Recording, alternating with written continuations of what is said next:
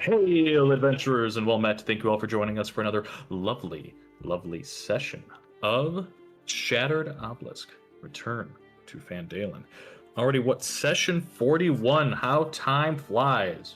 God damn. I know, and there's still so much left to do. Speaking of which, hopefully our druid shows up. If not, no worries. We'll have a little contingency plan.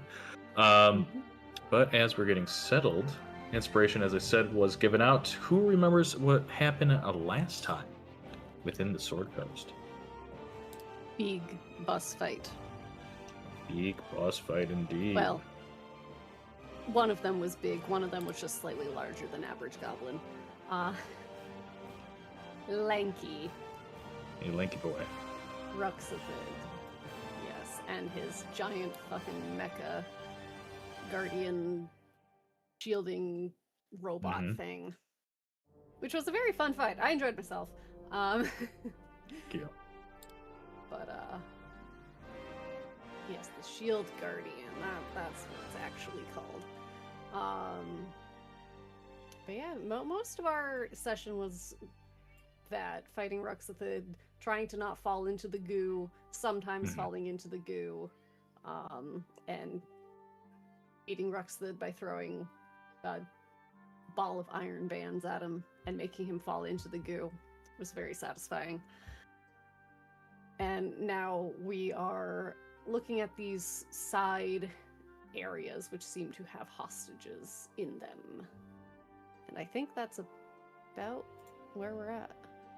Okay. I mean, that sounds like a great setup here. Let me just get some tunes. Yeah. Just getting the new music bot here. Does this one do YouTube and Spotify, or just Spotify? I don't know. We haven't tried YouTube yet. YouTube broke it when the our bot went away because they were like, well, we don't want people using the API. We're fucking stupid. So it just doesn't work anymore. Yeah. Okay. But I have got a lot more control via Spotify, so it's a lot easier to loop and do playlists and stuff. So, Well, okay. That's very fair. Yeah, totally. Are we, since I got a delay, are we on the normal screen here, or are we still on the overlay? Yeah, I was about to... Okay, no worries. Cool. Okay, so, as we set up the scene, you all successfully defeated Ruxathid, as well as this hulking machine automaton that was trapped within this massive dwarven statue. The statue was a figure of a female dwarf with most of their features kind of cracked and marred, except this twisted, broken smile. Let me double check. Can the chat hear us right now? Could be. Okay.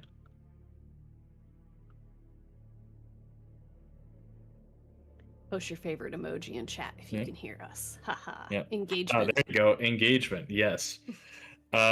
So yeah, it looks like it's there. Oh, I didn't change it. I don't think they can. What? Not on Twitch. No? Oh, let's wait a second. Okay. Yeah, they should. Yeah. I can hear. Yeah. You can hear? Okay. I just turned up Twitch on my end. So. Okay. Well, don't worry about that. Yes, so again, this place that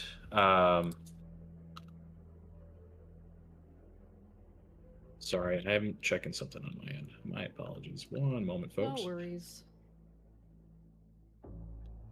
It is one of those days, man.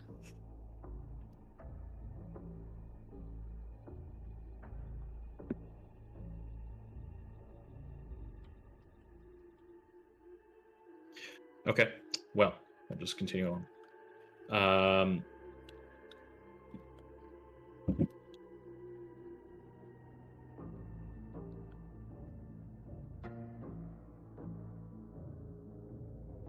Sorry, and also just Paves got us here. Okay.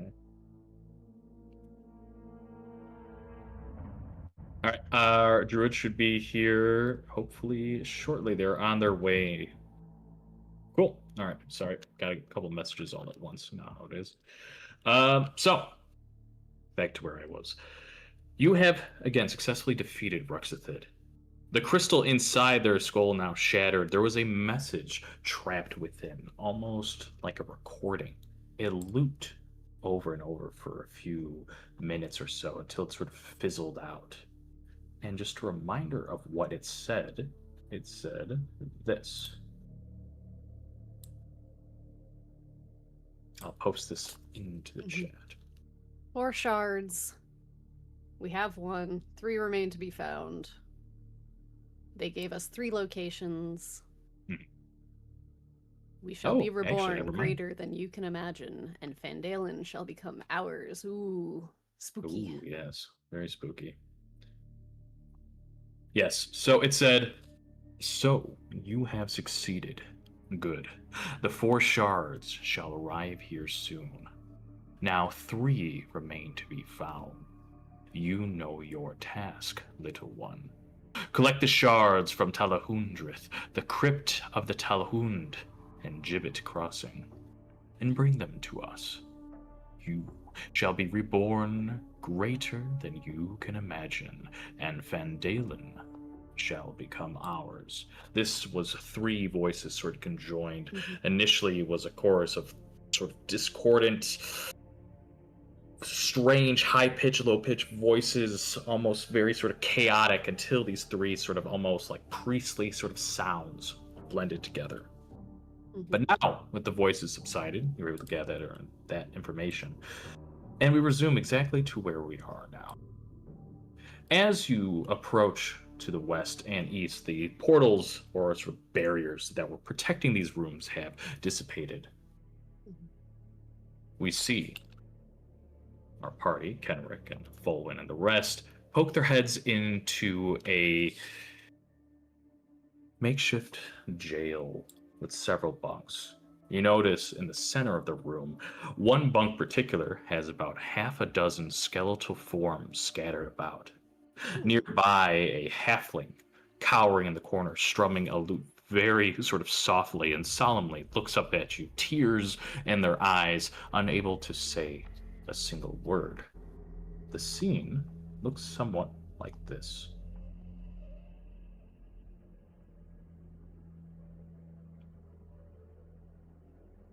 You noticed that all of the corpses nearby this towering halfling all seem to have flamboyant sort of clothing. There's instruments abound, broken lutes. It looks to be like a war horn, drums, all broken and shattered. In the southern corner of the room, you see 2, not really familiar people, but at least their clothes are. Red brands, to be precise. Cut and bruised, they're still alive, but they look at you emaciated, as if they've been here for quite some time. Above them, a familiar face, Magnus Rothwell. The city smith looks beaten and battered, looks at you only able to open one eye as the other is quite bruised. Looks at you, sort of blinks, and then the camera pans. To the northern portion of the room, we see a silhouette, clad in sort of shadows. Their form humanoid, taller than a dwarf, slender, until you begin to see more features, their face more feminine.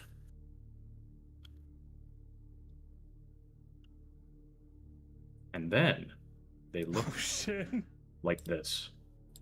Oh my god.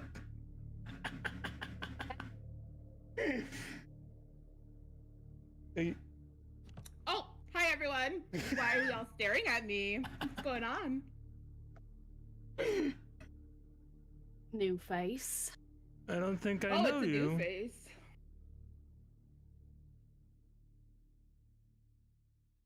Is that the Natasha? It is the, from a different timeline perhaps, Natasha, but also known as Granny Goodbang, I believe, in another time. Oh my god, it's a crossover. It fucking is. Period.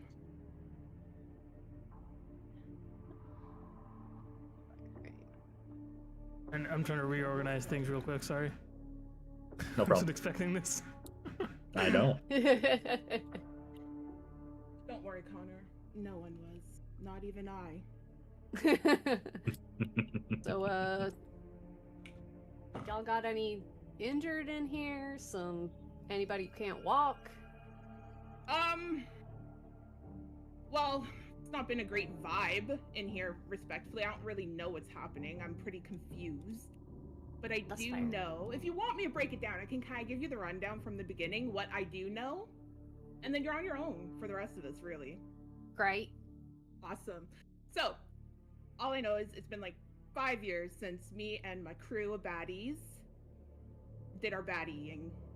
Then we kind of split up. We did our own thing. I personally went to Neverwinter.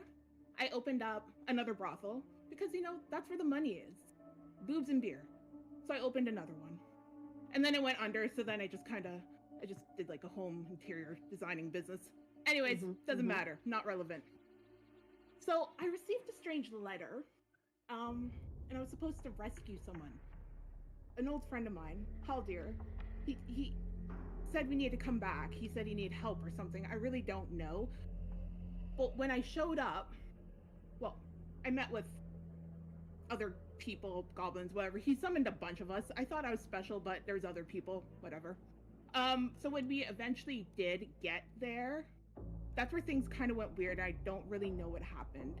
We were attacked by mutated villagers, it looked like. And then there's like this massive obelisk towering over the town. I really don't know how it got there. Anyways, we were like cut down, dragged apart, split up. I don't know where everyone went. One of the dwarves was taken into like this portal of twinkling light. It was kind of cute. And then another was into a tunnel leading deep into an underground, and I went towards like the mountains. When I woke up, don't know how long that took. I was in like a large cell, and there was a bunch of other prisoners. A lot of them, most of them dead, killed. But then someone teleported into this same strange portal. I noticed it was run by like this tall goblin with this crystal embedded or something into his head.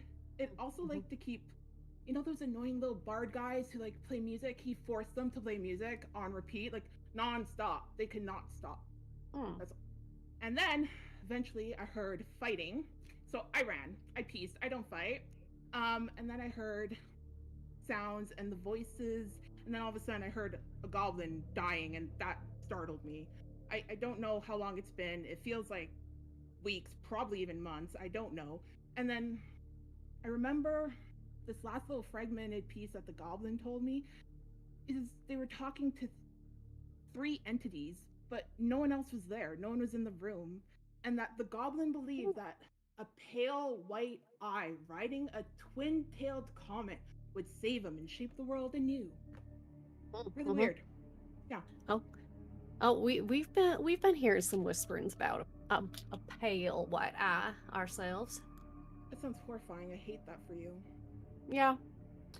We also just beat the tar out of one of them goblin folk with the long head and the big crystal, so might be the same guy. Did you steal the Ruxathid? crystal? It looked cute. It exploded. Oh, good thing you didn't take it. That's not great. I'm sorry I can't be of more help, y'all. I don't know what the hell's going on.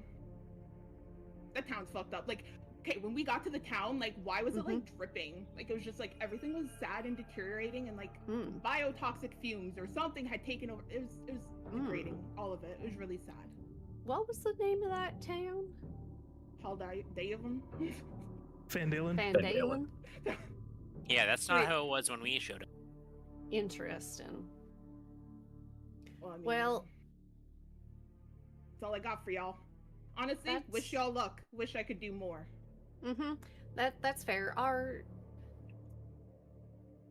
job now is to just kind of get everybody here who wants to come back to Fandalen back to Fandalen. If you're in spirit, I'll be hoping that you find my friend Haldir Because, he's still out there somewhere. Probably. Who knows? I think about that sometimes. Pretty sure. We'll find him. Will we? Is he out there? Yeah, don't lie like that.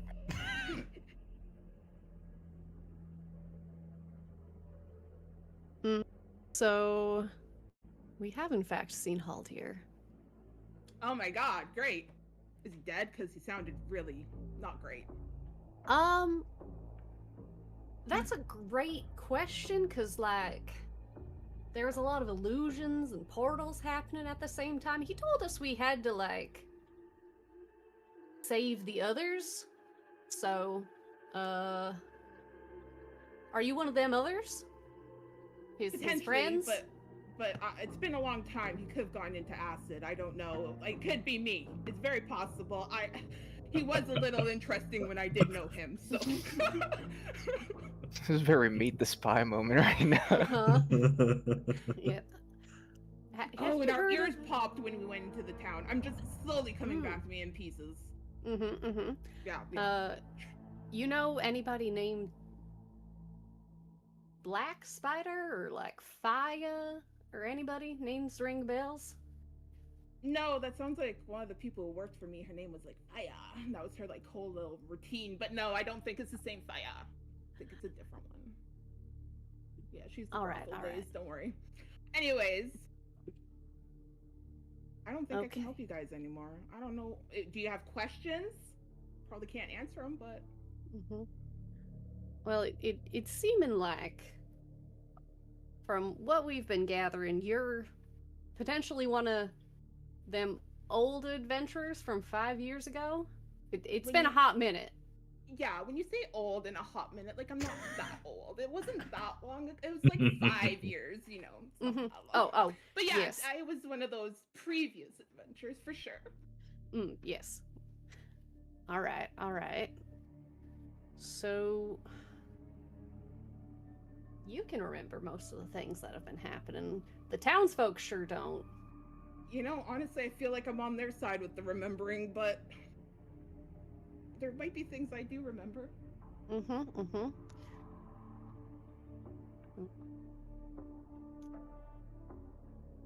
Unfortunately, my character is not very smart and does not know what questions to ask, so I don't know. Any of you got any ideas? Sir Dusseldorf? You might find this interesting. I'm napping. Story? No, I'm napping. Okay. I think she's horrified by me, respectfully. 'Cause I would too. Alright. Can I throw some good berries at Dusseldorf from a distance to try to wake Dusseldorf up or keep Dusseldorf up? You know what, you guys?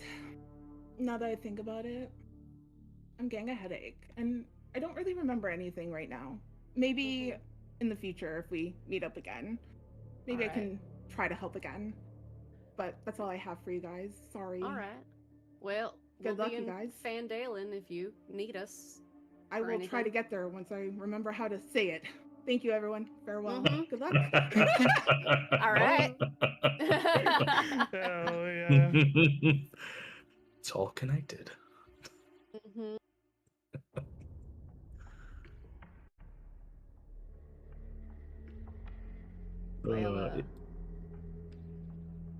Dude, I saw you guys in the D&D channel the other day.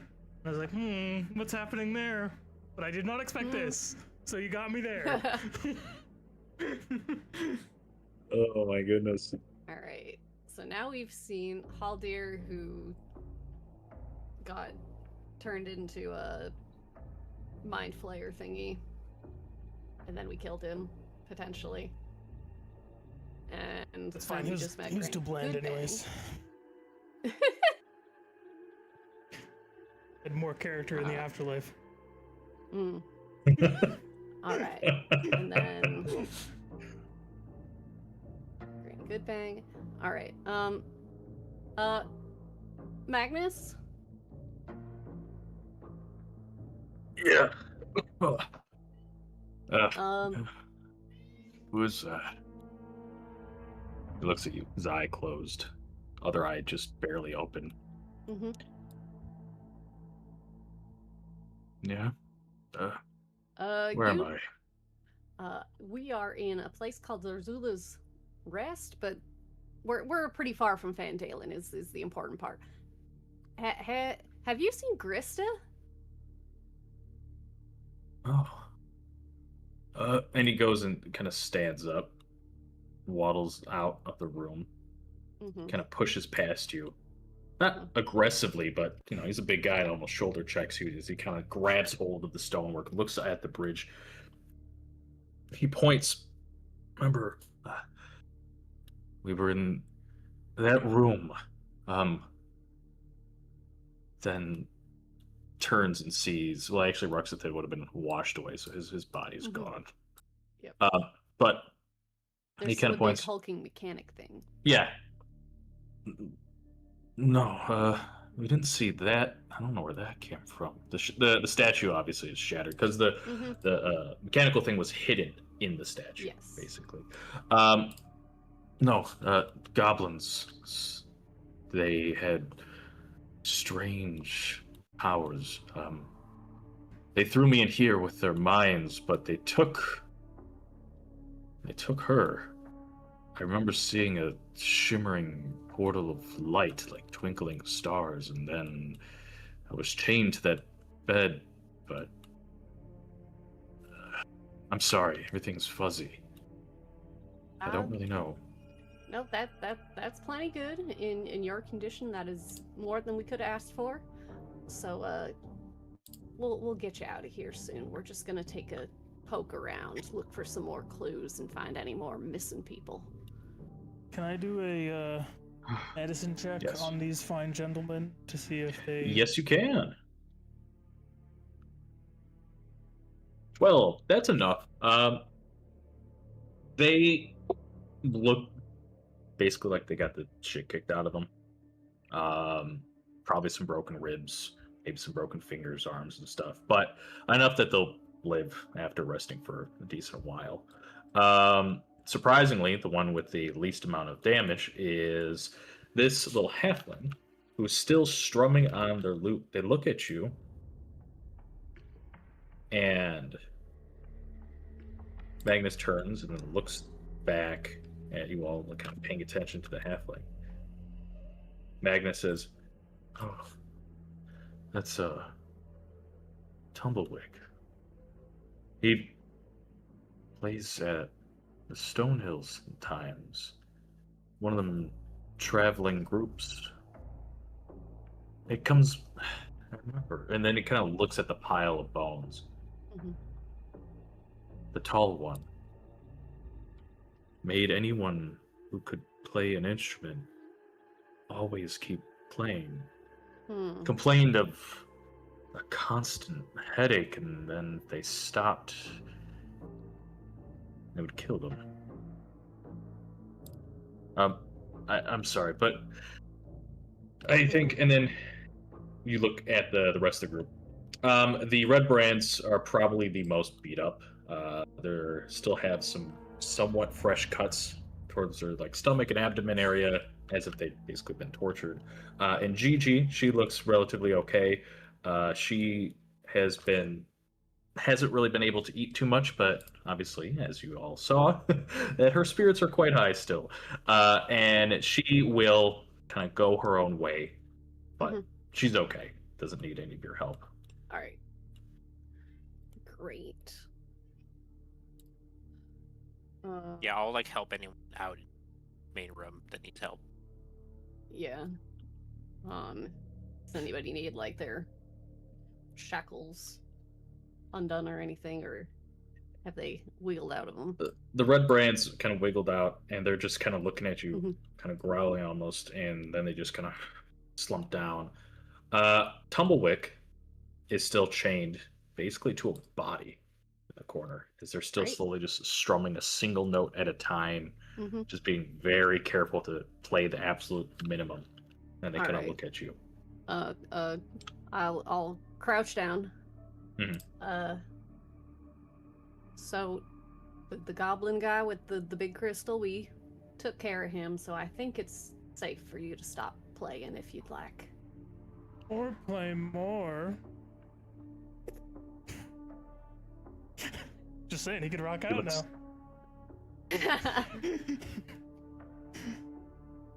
As you get closer, Sabir, you notice that their fingers are completely open.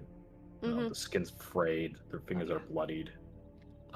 Surprising that the lute is still, the strings are still attached for how much they've been kind of strumming. I will also use a level 1 slot to just kind of direct the healing towards his hands as best as I can. Okay.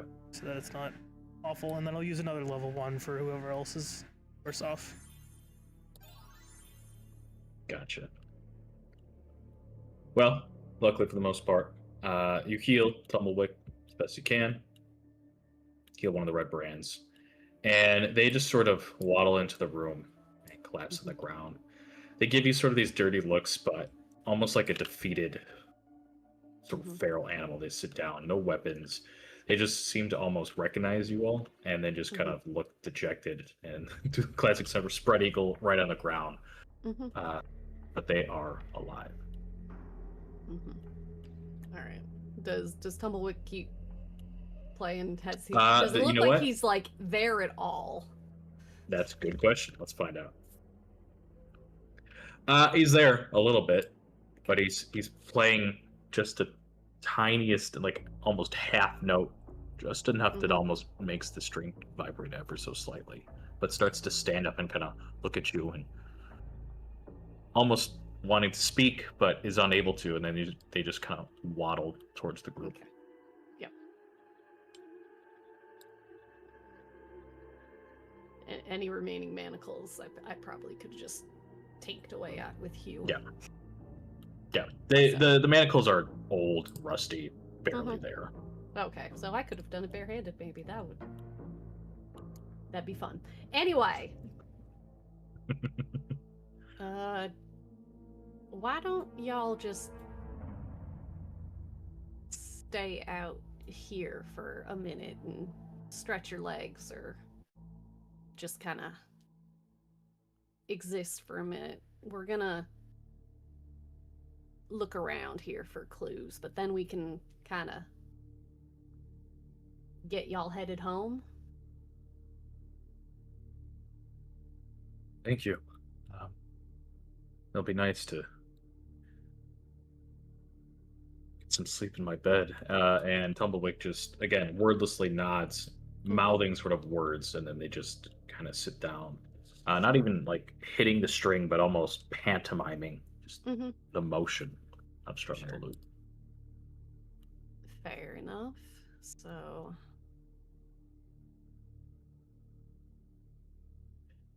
as the rest of you approach the eastern wing, let's see if I have any flavor text here.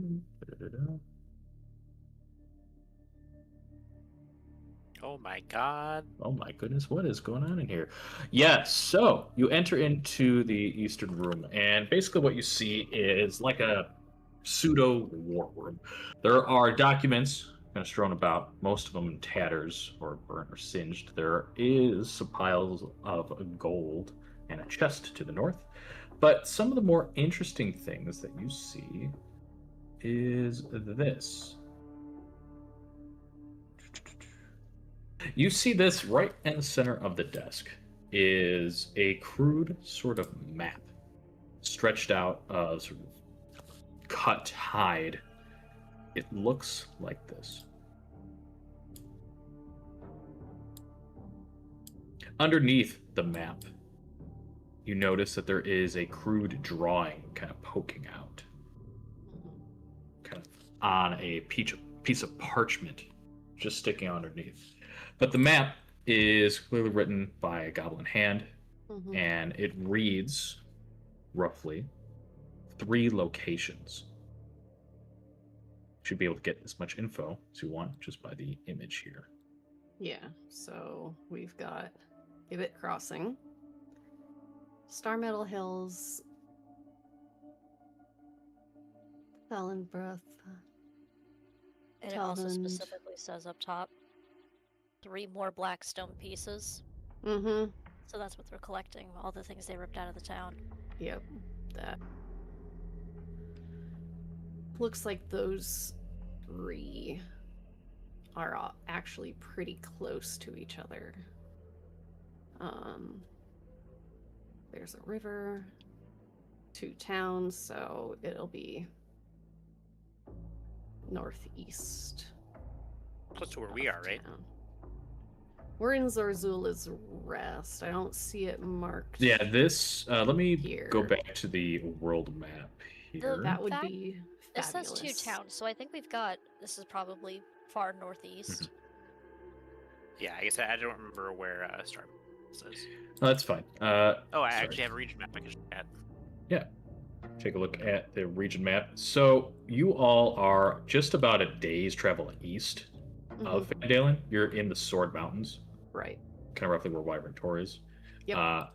And the Star Metal Hills, which is not quite as craggy mountains as what it says, is way to the northeast, almost past the Neverwinter Woods. Okay, so yeah, way out there. Well, that's a useful thing to be keeping.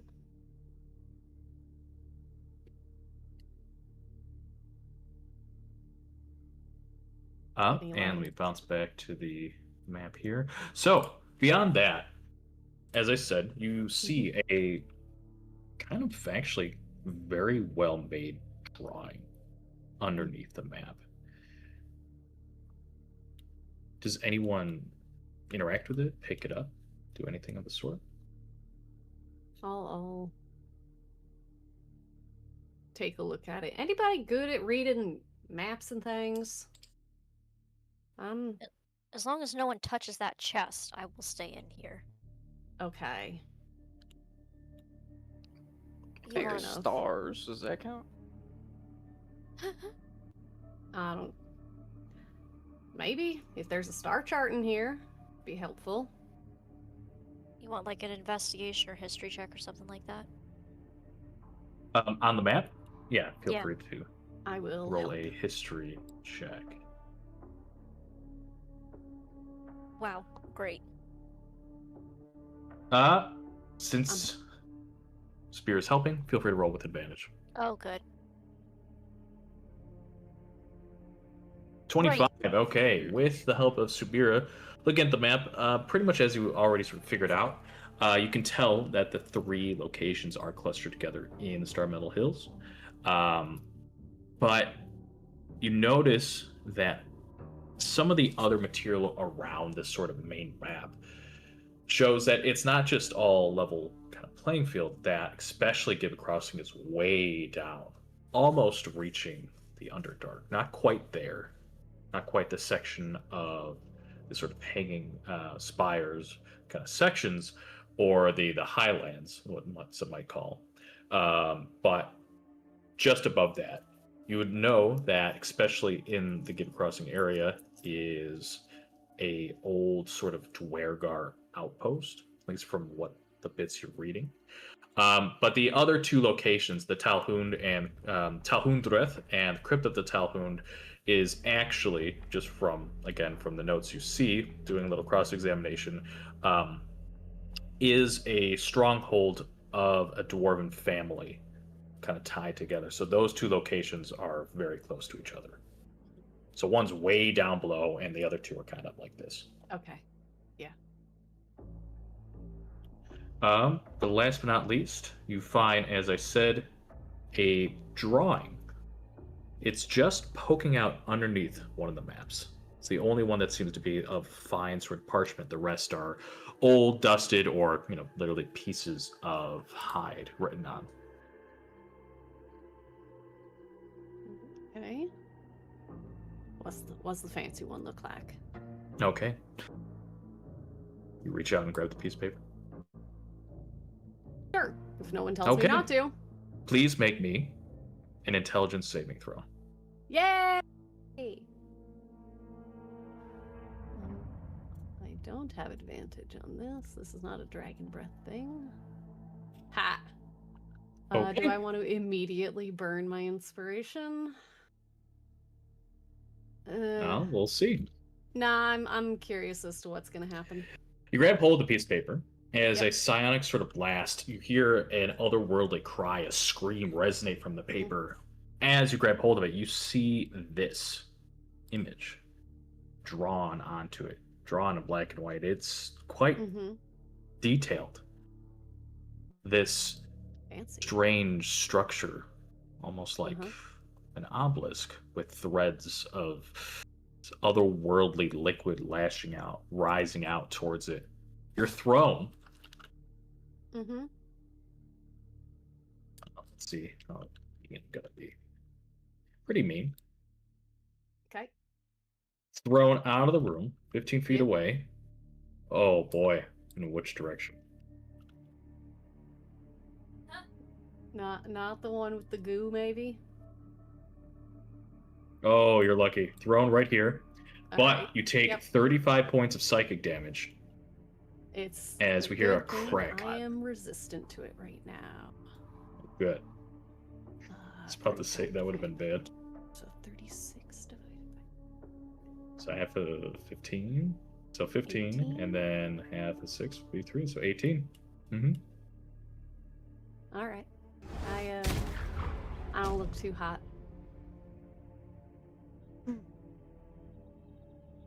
Don't touch the paper.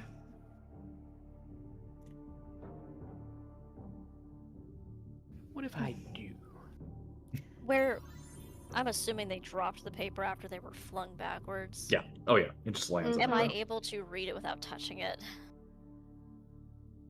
There are there's a no paper. words. It Okay. is.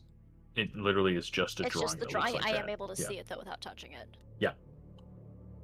I'm gonna use my free detect magic.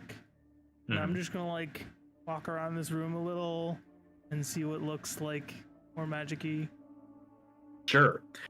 You detect that there is definitely faint traces of magic. It's kind of glowing up around here in these piles of gold coins. You can see sort of silhouettes. Clearly, there's some potions, whatnot tucked in there because potions are magical by nature. The table is pretty much barren except that one piece of paper that's right behind Dwarf's feet, as it's just glowing, almost like radioactive.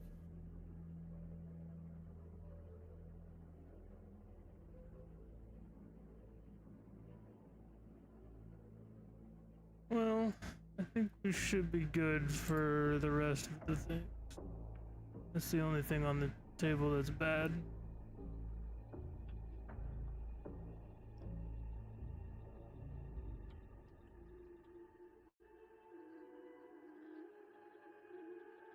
I don't think Oh, I'm Oh gonna no! be If you're touching touching anything that, else if you're in here. touching that, I'm leaving. I'm leaving. I'm gonna perception check with the knowledge of detect magic. Mm-hmm. A perception check to see if there's any traps related to this situation. You do not spot any traps. Alright. I'm in. I'm All right. collecting gold. Diving face first, like Scrooge McDuck, into the little gold pile. Let me tell you what you get. You have found a total of 3,500 gold pieces split in gold and platinum coins, 2 potions of supreme healing, 2 potions of greater spell recovery. I'm going to type this out for you all. 4 potions of greater healing, 3 potions of psionic fortitude, and tucked underneath all of that in the chest, you find a wand that is clearly magical. I go for the wand. Sure. I'll give you an Arcana check with advantage since you've already cast Detect Magic. Thank you. 19 is enough. It is a wand of magic missile. Oh, Classic. nice. Nice.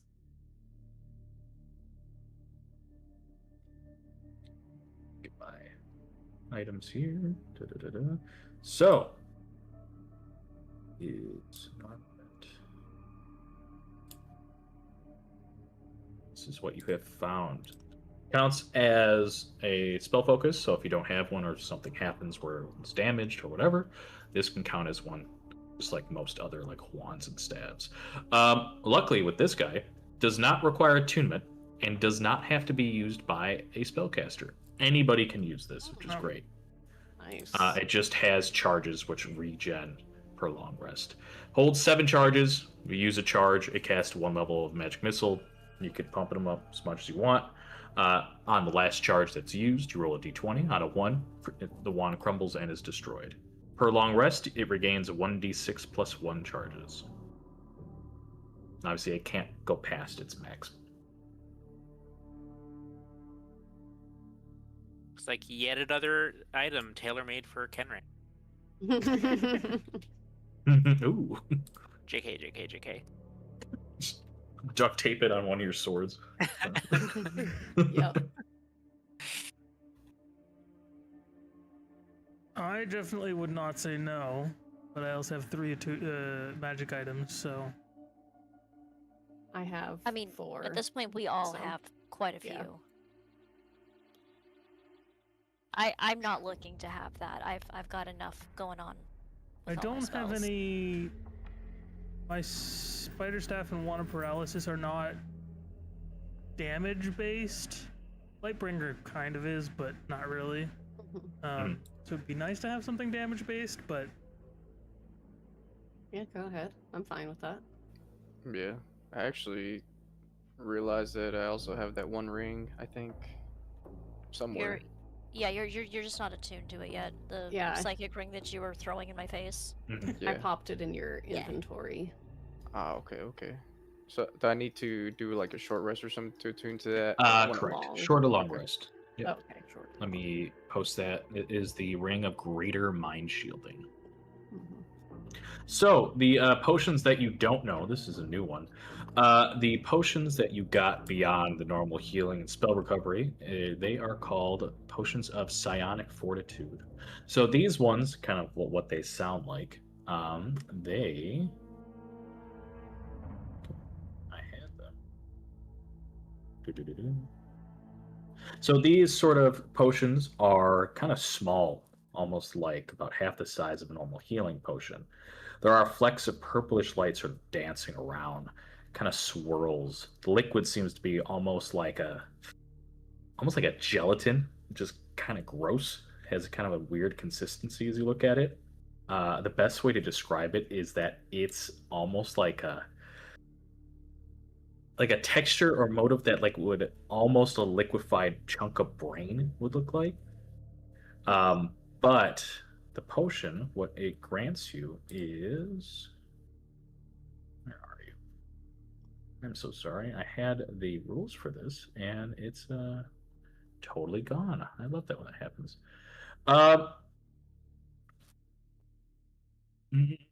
Here it is. Perfect.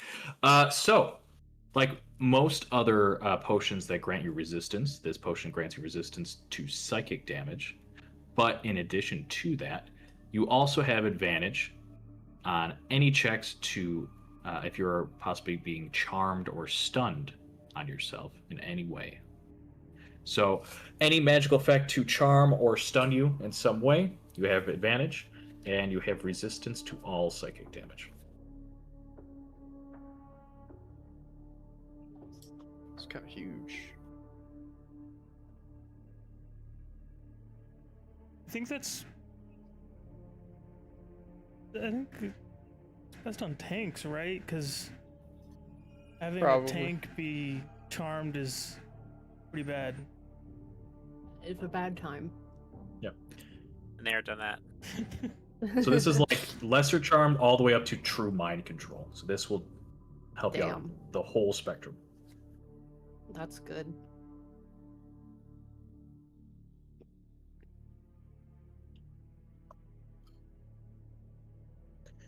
Alrighty.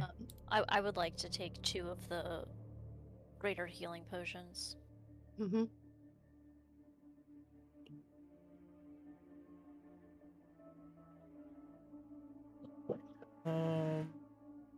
Potion of greater spell to me and Fenwick. Fenwick. Sure, why not? I've got my instrument to rely on if I run out of spell slots. And I also have a couple of those already. Who wants the Supreme Healings, the 2? I certainly would not say no to a Supreme. Grab one. Okay. I could also take one. Take it. Quick question, what does Yumika's potions look like right now? She has... If any. She's been slurping down quite a few. Yeah, she has. She currently has nothing. Oh, fuck. Never mind. Give her those 2 graders. Good idea. Walks over to you. Oh, well, that was a bit of a shit show. Oh, potions, yeah. I'll take them, sure. What do you got for me? Spell recovery custom? Yeah. Yes. Yes. Yeah, that is a homebrew. Honestly, frankly, wild to me. That just doesn't make any sense. Right?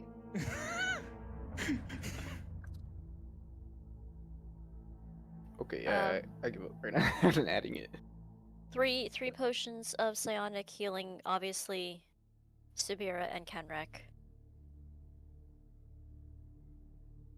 Do Connor or Paves, do either of you consider yourself frontliners? I mean, I Well, technically can be a frontliner, but I don't love it, if I'm being honest. I can frontline. As an animal? No, as a human, with my staff of defense, plus I also have resistance to radiant necrotic. Oh, counterpoint, you have resistance to psychic because of your ring, question mark? When Once I it's put it attuned, on? yeah. Once you put it on, with the assumption that you'll have it for ever after, maybe it should go to Connor. So it's not just being resistant to psychic, they're also less likely to be targeted by aberrant creatures, which is nice too. So if I have a choice between 2 people, I'm almost then always going to go for not the person who has the ring. Which means I'm anti-tanking? Kind of, yeah. Dodge tank? No, not quite. Yeah. Yeah, I'd have to do a taunt or something like that. Mm-hmm. Oh, thank you. Roll 20. Really chugging for me, but that's okay. So for Bolin, no, I'm sorry, for Fenwick, then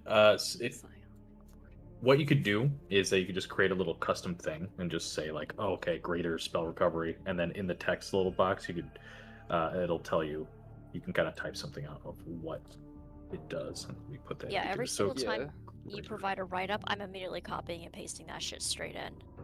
Mm-hmm. So greater spell recovery is this.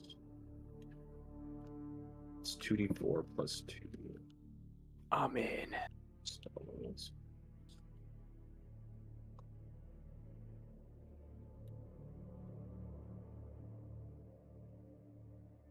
Okay. So at this point, you have successfully ended the tyranny of Ruxathid.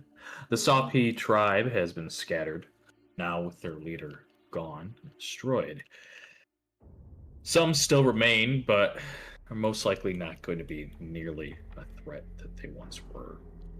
Mm-hmm. Since you have also befriended Yumika, her tribe, the Black Arrow tribe, can now actually prosper, and so pretty much made this area for sure safer, at least from goblinoid sort of ambushes.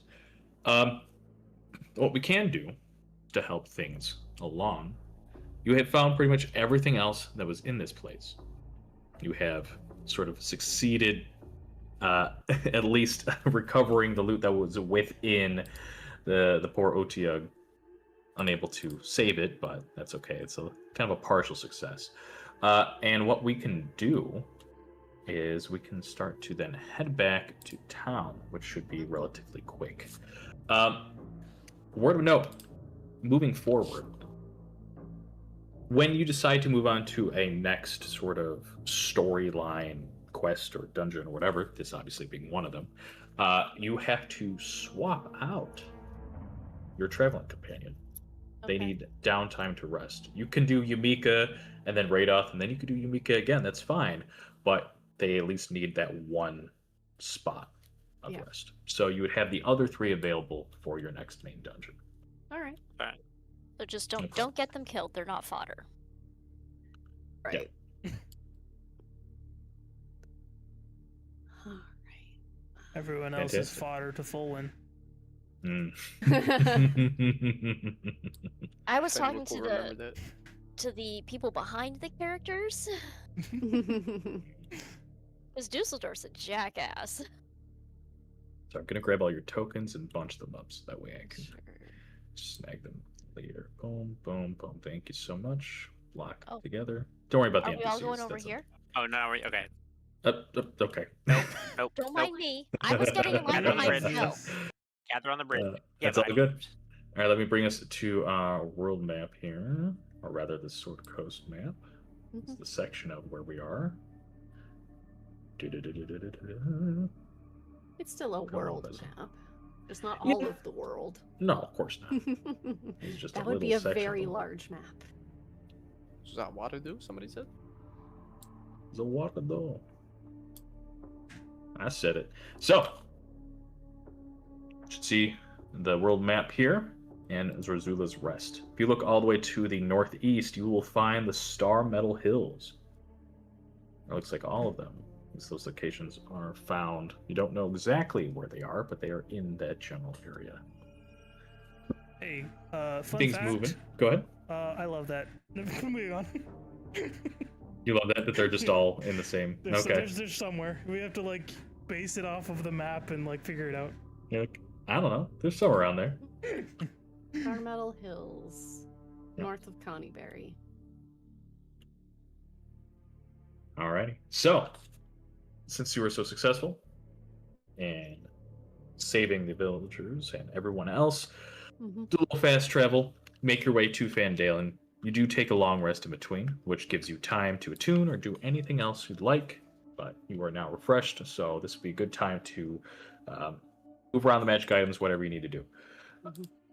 As you're doing that, let me get you set in Fandalen.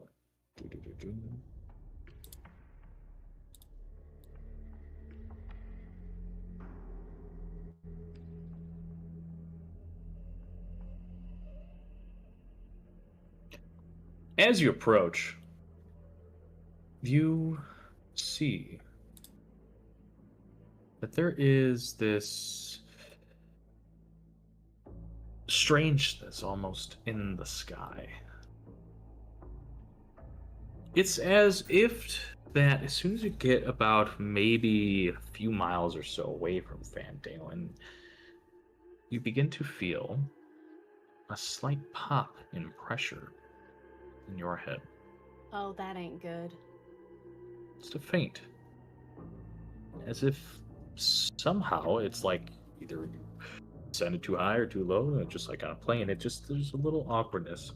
You notice that the sky has this sort of soft, very, very soft, subtle, greenish hue to it.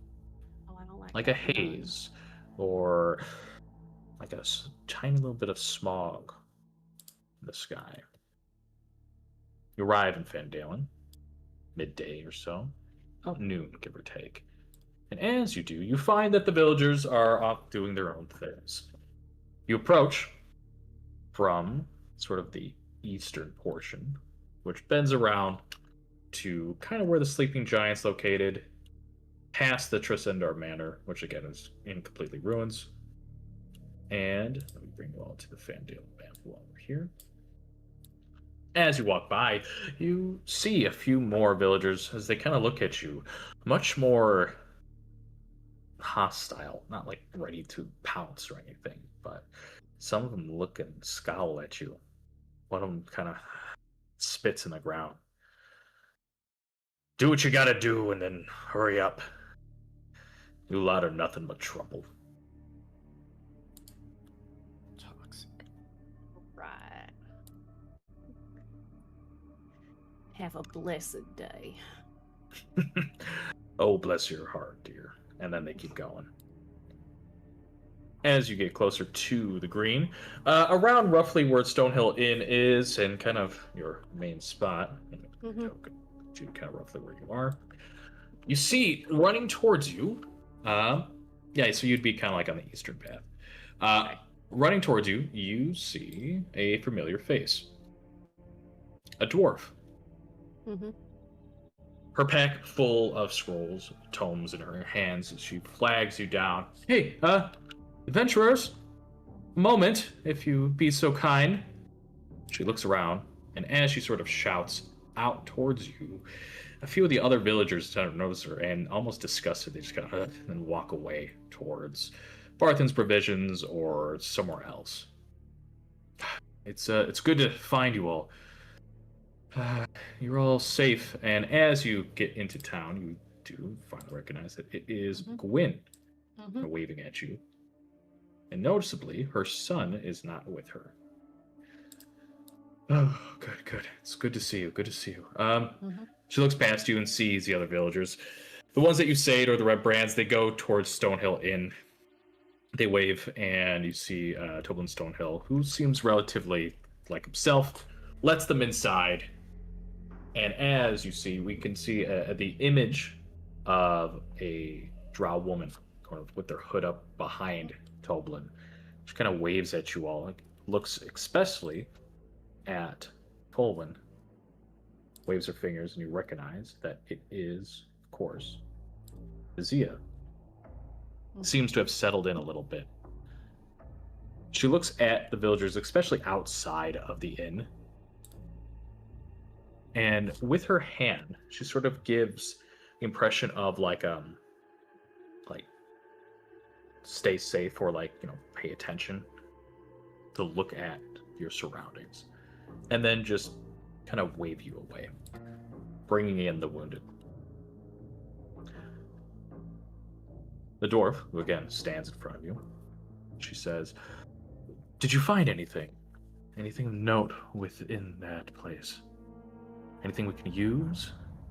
We found a map. Oh, and... can I see it? Sure. Goblin made, so it ain't the fanciest thing, but... Oh, that's okay. I quite like their strange maps. They're always interesting. She grabs at it. Found Magnus. Oh. Good. That's she pulls out a small ledger. She crosses out a name, and you can see there are several others. That's one off the list. I've been found the others yet. Haven't found who? Haven't found the others yet. They got taken. Oh, yes. So, she lists off some names. Most of them are like townsfolk. I think I even had them written out of some of the others, but there's about like a dozen. Well. But the main ones that you're missing is, she mentions, yes, Barthen, River Barthen's missing. Lene Greywind is still missing as well. I don't know if you found out, but Quaileen, Alderley, the nice older halfling woman, apparently in the ruckus, she went out trying to find people and never came back. I don't know if you met her, but let me share the picture. Briefly? Very briefly. Yes, apparently Radoth has been worried sick. You see, from, again, just a bit of a fly on the wall, but heard that he was to propose to her. Nothing better than old finding love once more. But, yes, back to it. She was missing. There's been a lot of chaos, and speaking, Pip, did you see him? He's been a little more anxious lately. I haven't seen him around, no. You came from the east, and you... Oh, what? And she kind of pushes past you and walks down the street, shouting, Pip? Pip, come on, it's a time to come home. I'm so sorry. You need help? By the gods, I finding feel him? like Because we got a dog. You got a dog? Or at least someone who can turn into one. Oh. She eyes you up all can you turn into a dog? Oh, not me, the druid man. I'm side-eyeing you so hard right now. Uh-huh. I'm gonna turn into a gorilla and punch Dusseldorf. Just punch Dusseldorf. Listen, if you want to use your supplies in that manner, I can write the nastiest song about you later. Oh shit. And then I get serenaded too? Wow. No, you're gonna be the subject matter of my next like throwdown song. Diss track. Look, even bad attention is still attention. Okay. You know where you saw him last? She points just away from that old manor. Sometimes he likes to play outside of town. Honestly, I figured with everything that's been going on, he's a good boy. He wants to be an adventurer. He saw you a lot, and I think he was just wanting to welcome you back, and she, again, sort of now more desperate, more scared. Come on, Pip! And she starts shouting at the edge of town. You hear a woman in a nearby house open up her shutters and tell her to shut up and then slam them shut.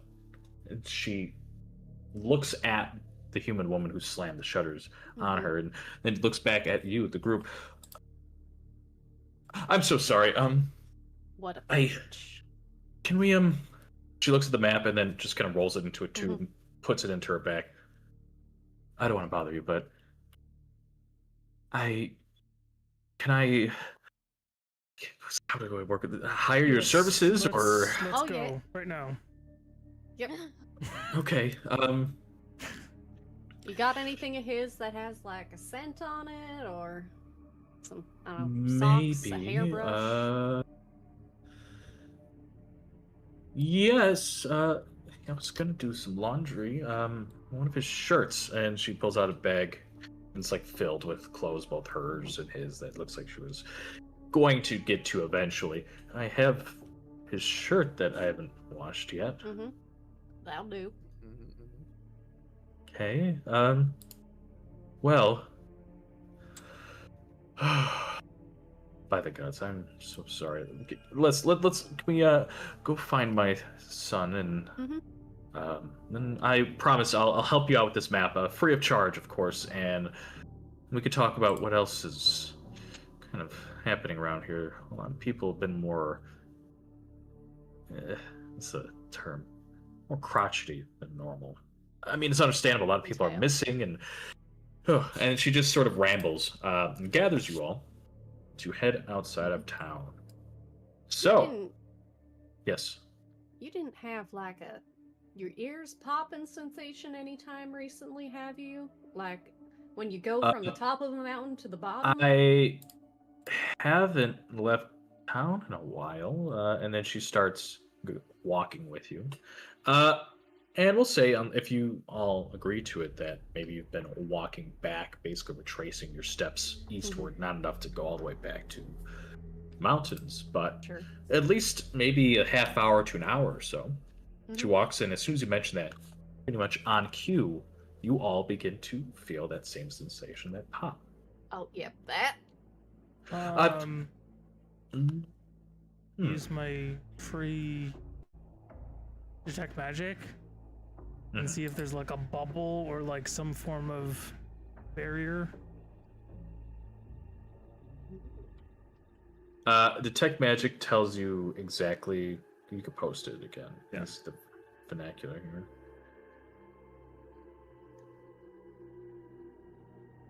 Thank you.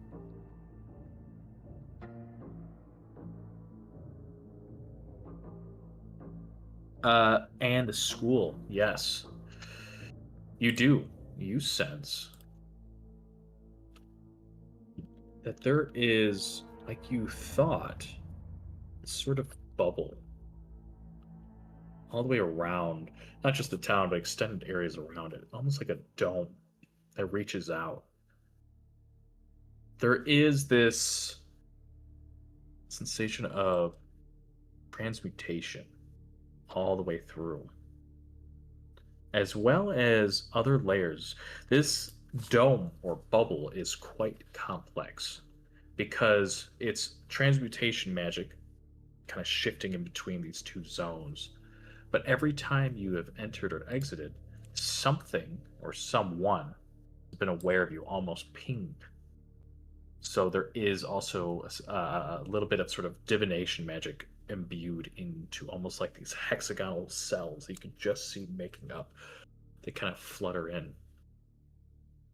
As you look outside, because you're right at the precipice, the sky is normal. It's quite mundane, honestly. But when you were inside, there was this very slight color shift that was happening. I have an idea, but we'll save it for later when we come back. It's the party. Well, thank you. So, he was saying that there were these hills. My son he's a beautiful, darling boy, but he loves to be a little rascal and try to find secrets. As I said, he looks up to you all, and he especially looks up at. He's gonna look at.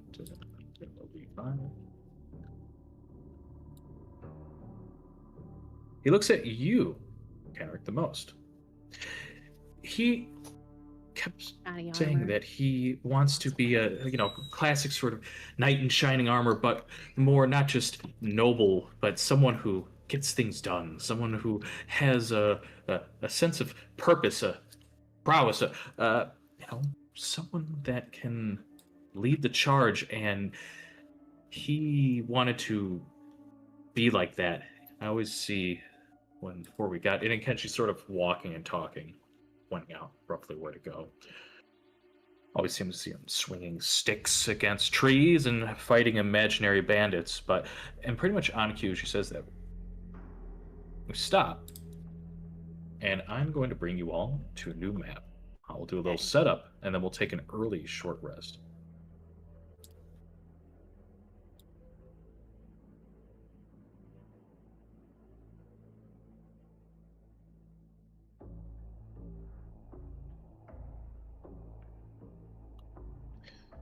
Okay. Make sure I got it. At this point, also,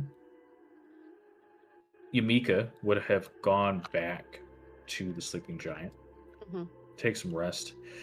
She kind of waves you off. I gotta go check on the hubby. It's and definitely an adventure. I need some time off my feet. Come check us out when you got a moment. And so she says that before you even sort of leave the whole town. Give Wheel of Fortune our best. We're still looking for her wife. She just gives you a thumbs up and just waddles in to the sleeping giant. Let me see if I can get a token. Well, it's fine. Doesn't really matter. You know that Gwen is sort of following. She's not going to be a combatant. That's very fair.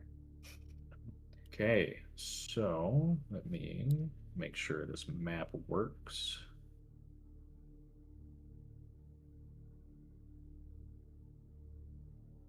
Do you all see a new map? Sir. Yes. On my screen? Yeah. On my screen?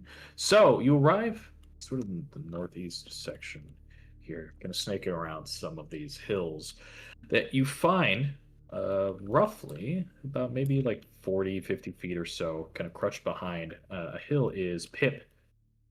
His mother, almost excitedly, starts running forward towards him. Pip ducks his head down, isn't looking at you. As you all begin to notice, there's something weird. As we said before, the sky is slightly almost greenish in hue. The fields are lush, and then you start hearing this weird, I guess the best way to describe it is like a dog squeaky toy. Okay.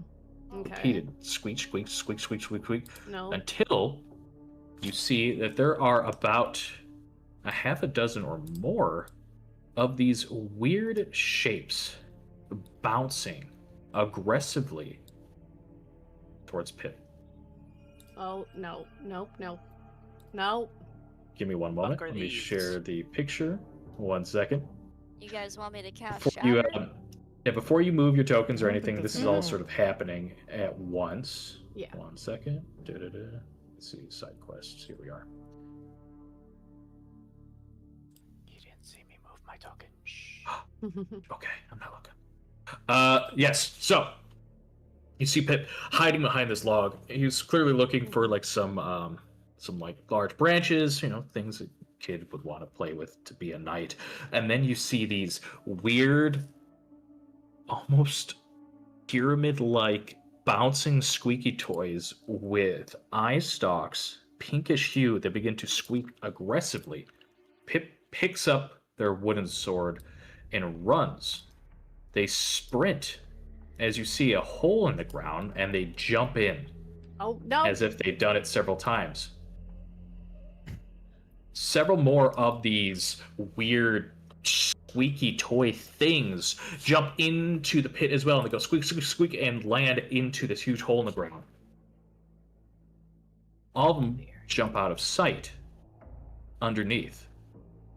You could almost hear the sound of, leave me alone, and then the sound of something like crash and scurrying of feet and just constantly squeak, squeak, squeak, squeak.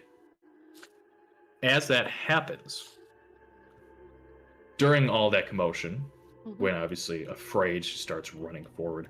She stops about 10, 15 feet away from you all, turns, and immediately runs back to the group. That can't... She looks up the sky and then looks... Oh no. As she points that at this moment, there seems to be almost like this large greenish like cloud that blocks the sun for a brief moment, as you begin to hear these sickly sort of roars come from the northeast as a pack of ghouls rush out towards you, which is quite rare to find in the middle of the day, let alone, not just in daylight, but out in the open. They don't really roam. And they turn and look towards you, snarling, ready to lash out. And that is where we'll roll initiative and find out what happens in just a moment. Paves, there's an attunement section under the inventory. You just have to, under attunement, Ring of Greater Mind Shielding, just need to hit the button to the left of it. Yep.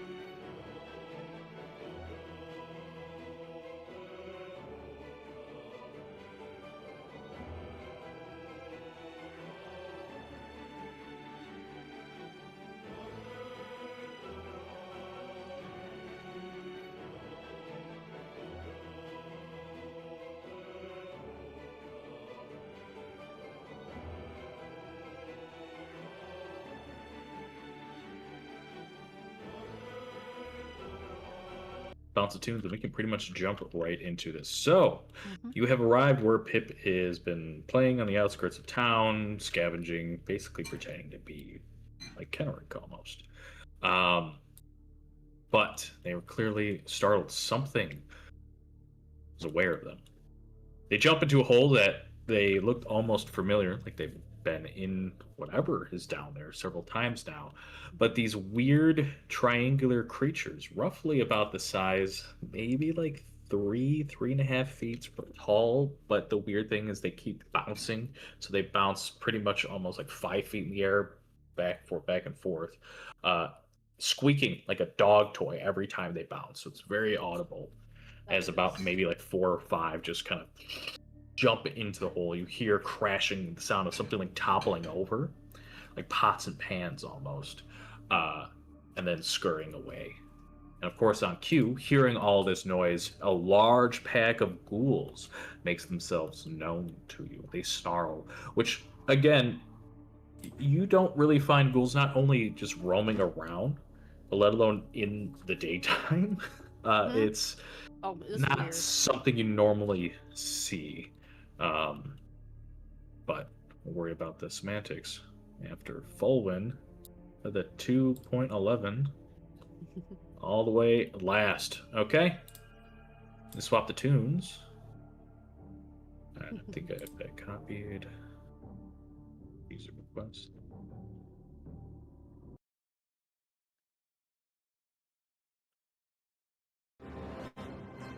Boom. There we go. Top of the round, Sir Dusseldorf.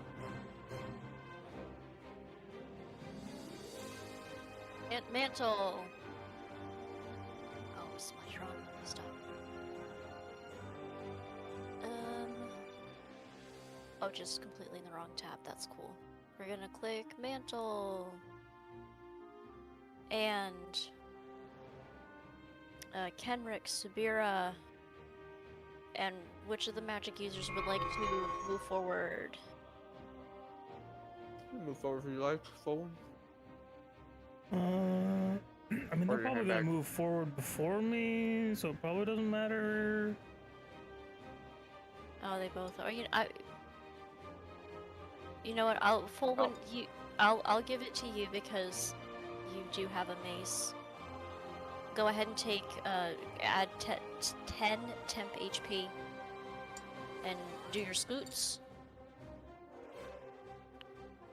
I'm going to also move my ass laterally. 1, 2, 3, 4, 5, 6. Save me too? Yeah.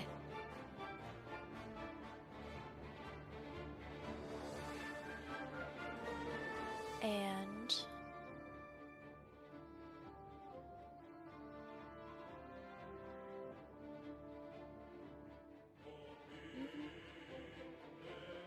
does it look like these ghouls are heading straight for the sound?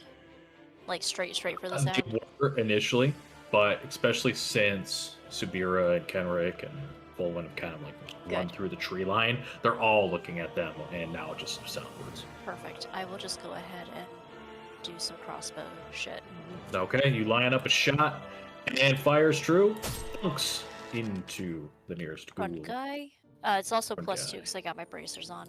Perfect. So 7, 9 actually. That'll be my turn. Sounds good to me. Productive. Kenrick, you're up.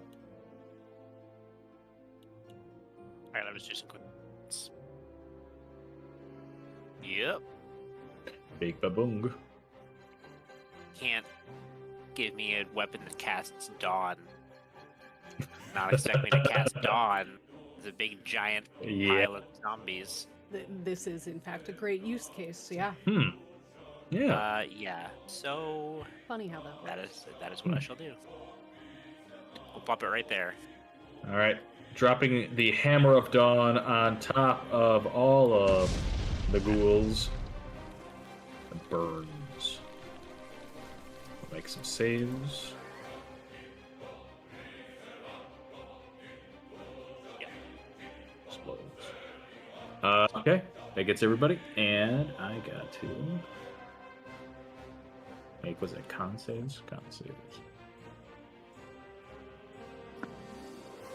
Let's see how many I got. 1, 2, 3, 4, 5, 6, 7, 8, 9, 10, 11, 12. 2, 3, 4, 5, 6, 7, 8, 9, and 12. How do you keep track of like which one goes to which? Normally, what I usually do is I kind of do a pattern. There is now a new way. Actually, this is a good. I was just thinking this. They added something, which I might start using forward. Where is it? Place pin. There's a way to enumerate them now. It says add turn.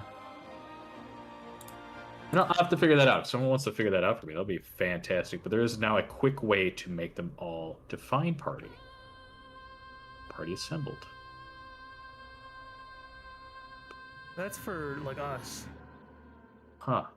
Party assembled. You can Yeah. select all of us and define party, and then whenever you want to place us, you just place us.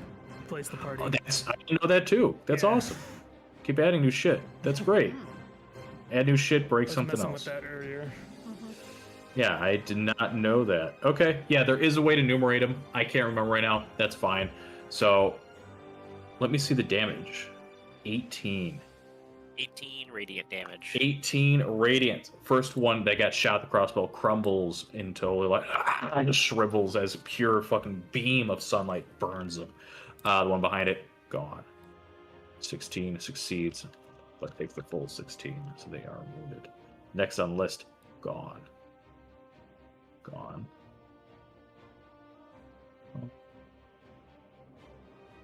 Strangely, this is more appealing to me than just being a spellcaster. I don't know what it is. Get the best of both worlds. Mm-hmm. They succeed. This one's dead. Behind it succeeds. Oh my goodness. I think it feels a little better than just being a half caster, because you still have all of your kit from being a full fighter, just with extra stuff on top. Mm-hmm. Yeah, and like, there's no risk of like running out of resources because I can always just like hit you. Mm-hmm. Yeah. There's like a reason I play is... a spellcaster and a melee character. 2 characters. Mm-hmm. I did like playing a paladin. Paladins are fun. Mm-hmm. I'm a big fan of paladins. I think rangers are my #1 favorite. I just always loved rangers ever since. I just love the idea of being Aragorn. But paladin and fighter are probably my tied for #2. Okay, yeah, so you bring down the Hammer of Dawn, burns through, just evaporates most of them. At least half, or more than half, rather. And the rest are charred and singed, growling in anger. Quick and easy combat. Okay.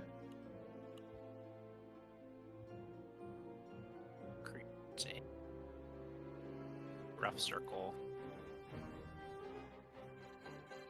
Thank you. That I can grab. There you go. Perfect. Yeah, so...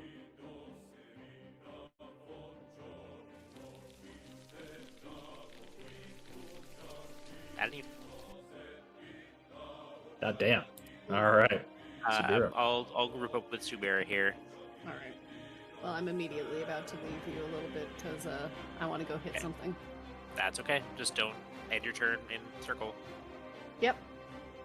Not going to do that. All right, we're going to bonus action rage. And we are going to go with... Jesus Christ. We're going to go with bear. It's hot in there. Then... So is it when I enter or just leave? End my turn there. So I when would the love thunder to... appears. It is when you end your turn there. Okay, because I would love to attack this ghoul without getting fried. When it appears, they take 40-10. A creature must also make a save whenever it ends its turn in the cylinder. Okay. So, as long as I don't end my turn there, we're good then. Alright, Gonna go ahead and Okay. swing. Running forward, swinging Hugh at the ghoul. And I'm gonna add my charge to that because I can. 13, just barely hits. Yay! Splits it into 2 pieces that immediately are singed in the fire. All right, and then I'm gonna step back. So I'll step back to here, and that takes up all my movement. Okay. I can't really do anything else to these Okay. guys yet, so I'll just wait for them to come to me. That's it. Okay.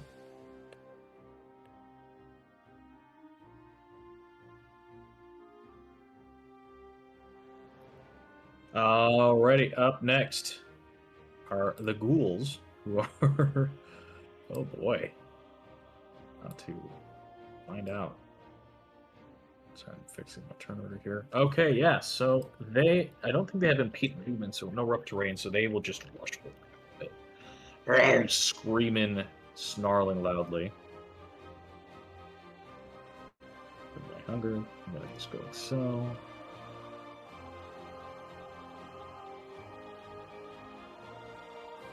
It would have been able to make it if I went diagonal, so it'll do that. So smart enough to at least not stand in the thing that's burning them. Except probably this one at the edge. So, to a Kenrick. 2 claws lash out towards you. Ooh, and I think one of them connects. Chops. Second one goes wide. 8 slashing. Please make a con save. That is HP, and then I'll do.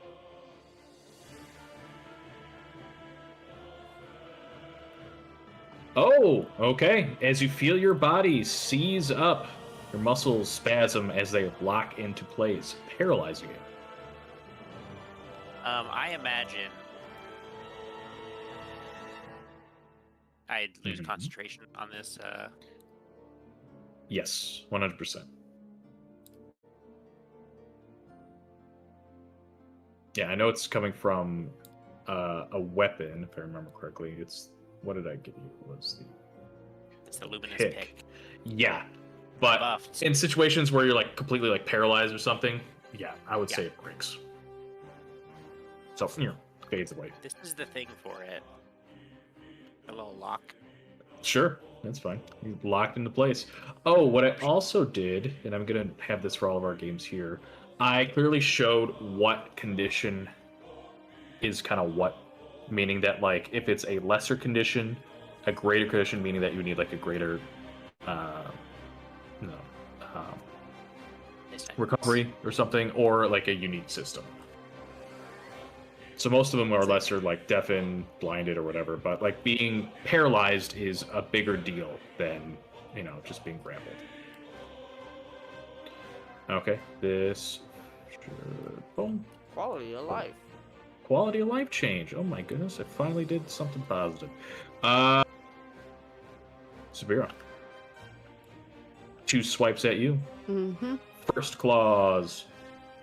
Go wide. Second claws. Crit. Oh, yep. Boy. Yay. That one's for me. 12 slashing. All right. Technically, And wait. Technically, pushes up glasses. What? Never mind. I'm wrong. That was Okay. almost right. But I was Pushes wrong. up glasses. I'm wrong. Technically, I'm wrong.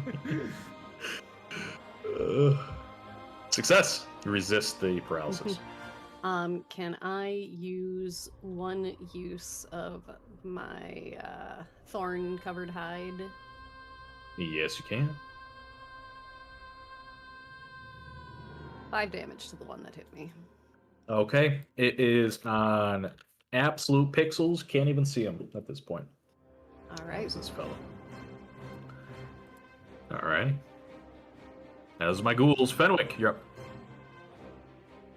Right. I am. Well, he's paralyzed. I mean, does that mean he can attack or he can't move at all? Is it? Well, it's not like stun, right? Paralyze is worse than stun. It's the worst possible version of all this. Oh. Yeah. Beyond being basically turned Petrified to is stone. technically worse, yeah, but for common things, paralyzed is not good. The picture is a basically ghoul trusting dragging you someone that is guys. paralyzed. Yeah. I had inspiration, but I'm trusting you guys. There's only 4 left. Yay. I got Phil unless somebody gets to him before me. I mean, just kill these guys. Yeah, don't mind me. I'm gonna enjoy a nice fruit by the foot. No, what is this? Fruit roll up. My apologies. Again. Yeah, Ooh, I'm gonna lovely. attack this one with the Starry Wisp. A starry wisp. Okay.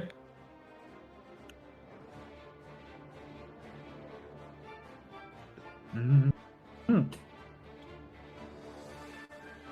Take that, Falcons. Mm-hmm. Mm-hmm. Mm-hmm. Mm-hmm. And I'm gonna use a bonus action to try to pull this one closer to me here Mm-hmm. with a telekinetic shove/pull. Mm-hmm. Is that 10 feet or 5? 5. All right. Pull him a little bit closer. Steel's able to describe the whole action with just hums. I'm lining him up for Sabir there. Oh, yeah. Alright, Getting that's Sabir. my turn. It's true. Sometimes, depending on the creature. Some might just straight up eat you if you're petrified. Counterpoint, That's you were all scary. lining them up for me. Ooh, even For better. Radiance, all 3 of them make a con save. Oh my goodness. I've been waiting. I have had this for so long. Yeah, that's a 5 foot 5 foot range, right? range. Literally has to be like Holy light washes over you to everything nearby. Con saves 1 and a 2 and a 3. 1 succeeds, 2 fail. It doesn't matter. You step forward. Let's go. Radiant light circles around you basically like a disc property line. Describe it and just evaporates the 3 of them like a little mini hammer of dawn. All dead. Do I already hear this squeaking noise? Yes, you do. Okay, and I can tell it's coming from the east. Oh, yes. Alright, I'm gonna step around Penric. And I will actually I will use a bonus action, summon my duplicate, and Okay. that'll be it. Okay, let me get your friend. 1 moment. I got 2 games back to back with the duplicates. Mm-hmm.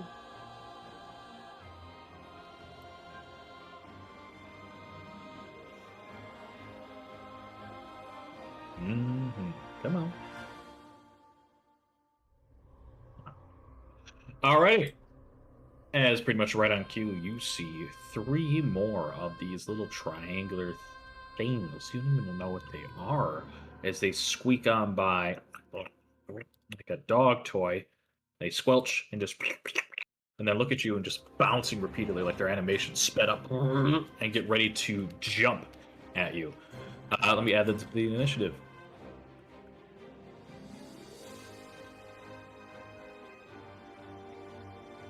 These are fun little things. You guys have seen Things are going to get Futurama, right? weird. Futurama? Yeah. Mm-hmm. Not all of it. There's a lot, so. I find it good. I don't know if my mic picks it up, but I do now have a dog squeaky toy. Oh, I don't think it does. Try saying something at the same time as it squeaks. Squeaky, squeaky, squeaky, squeaky.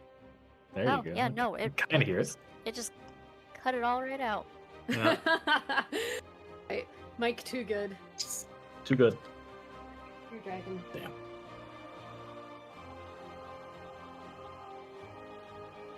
If it's my turn, I'm gonna burn my action to dash and also use my movement, which gets me right here. I'll have an extra 15 feet of movement once I'm done. And then we're going to throw down a little lesser restoration. And then I'm backing my ass out of that area and yelling for Pip to come get his fucking toys off the floor. They're attacking us. As loud as I can. Okay. Make me a performance check. Please. You shout quite loud. Give me one moment. I have to check something. Yeah, what other enemies did I just wake up, guys? Can you roll me a d4? Uh-oh. Okay, actually, this might be good for you all. In the relative sense, maybe not immediately, but the quest at least. All of these creatures that jump towards Pip, and you hear them sort of fighting, jump out of the hole towards you. So all 4 of them that went in are now out attacking you. So at least Pip is safe. So no need to worry about what was happening below ground. Let me put them on the map here as they spring out to action. Yeah, I consider this a net game. Negging?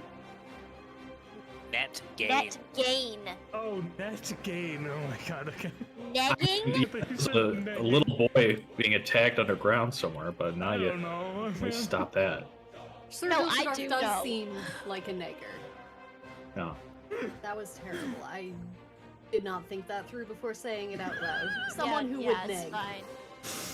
It's fine. Don't worry. I'll take the blame for you. I said it. I'm sorry, guys. Thanks, Paves.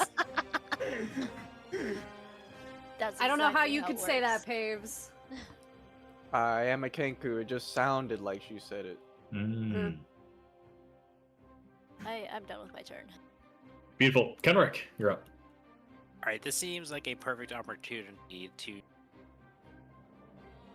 use this Know Your Enemy ability, because I don't know what the fuck these are. What can I glean just from looking? These little squeaky, bouncing triangles. As a bonus action, strength. You just get this automatically. Okay. I just observe them for a moment, and I just... As they squeak. Okay, yes. So let me at least show you and tell you what these things are. Feel free to pronounce them. Yeah, Encephalon... Encephalon gemules. Gemule? Okay. All right, these. So you get to know genitals. Yes, exactly. You know where this creature has immunities or vulnerabilities, and if the creature has any, you know what they are. So you know that these are little aberrations, weird fucking things, which really didn't need Yep, got the that. ability to tell you. You do know that they are completely immune to psychic, but have a vulnerability to thunder. Oh, Sir Dusseldorf. Yeah, unfortunately, Dusseldorf just wouldn't. I'm Okay. I'm too busy playing "Show Me Your Genitals" on my instrument right now. So Alright, well, I can't do thunder damage. I will just, Let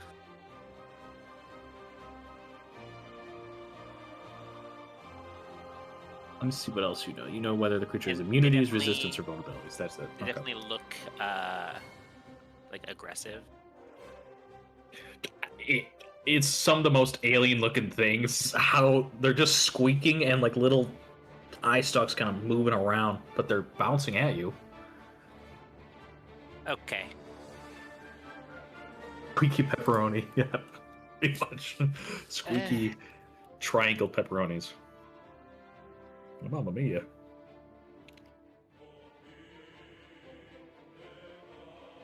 I don't know, guys. Like, who am I to judge this life form? Unless it takes actual aggressive action. But you can do that. Ready in action. I'm just gonna stand here and Okay. ready in action. Okay.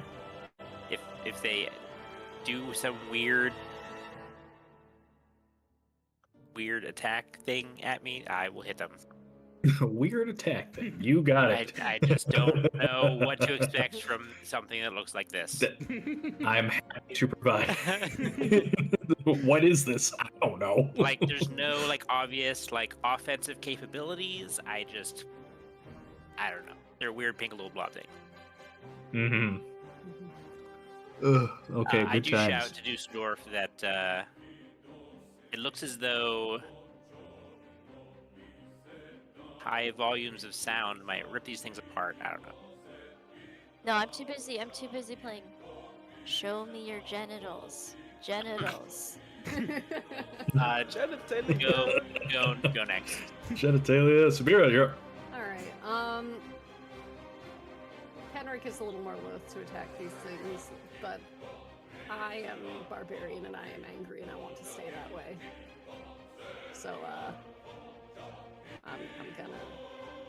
Actually, do I want to go to that one or to these ones down at the bottom? Nah, I'll go with these ones for now. I'll take a swing at this top one. Sure.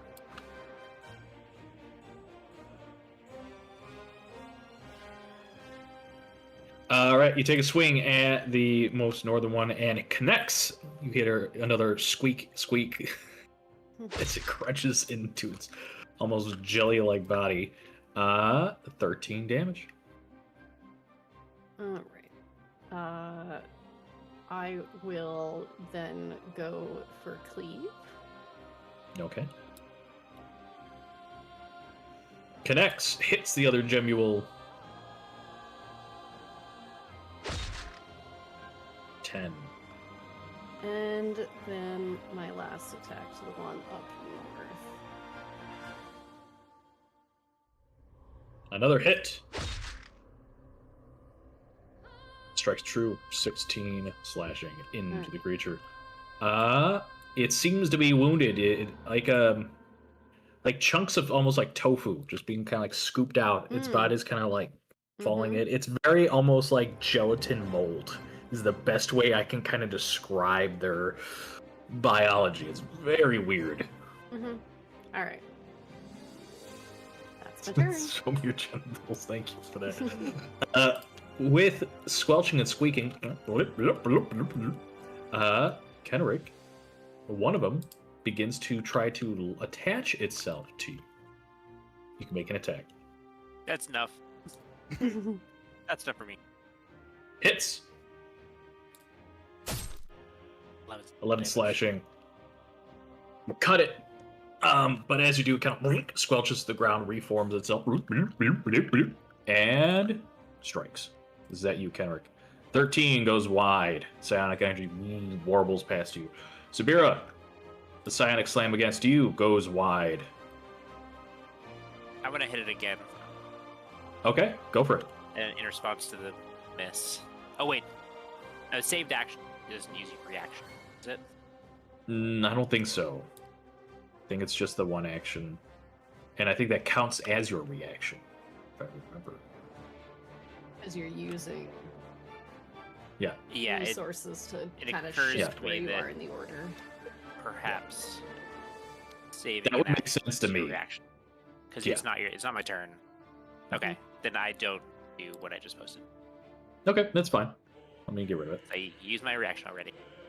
No problem. I mean, yeah, use the reaction to cut at it. So the other one just kind of blip, blip, blip, blip, blip. Boing, boing, boing, boing, boing, boing. Goes towards Volwyn.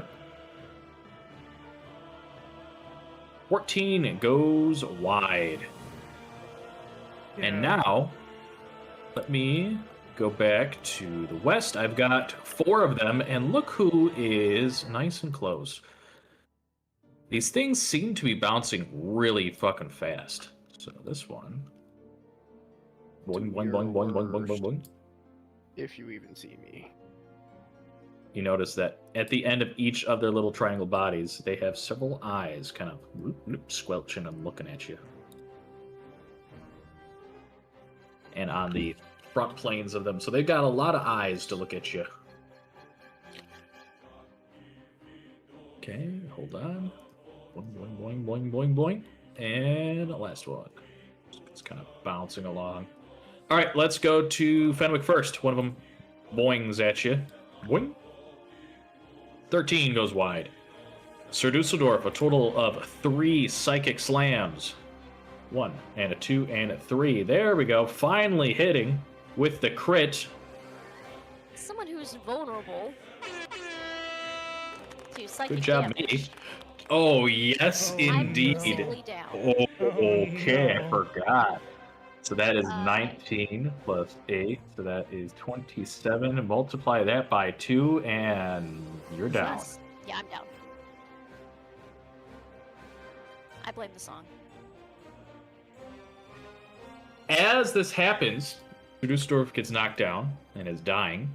The one that knocked Sir Dusseldorf down, you see it kind of sit on Sir Dusseldorf's chest. As you see, we get this like shot of its like underbelly split open as there's this row of teeth and a latch onto Sir Dusseldorf's chest like basically like a giant sucker, and you can see blood sort of enter into their little jelly triangular body.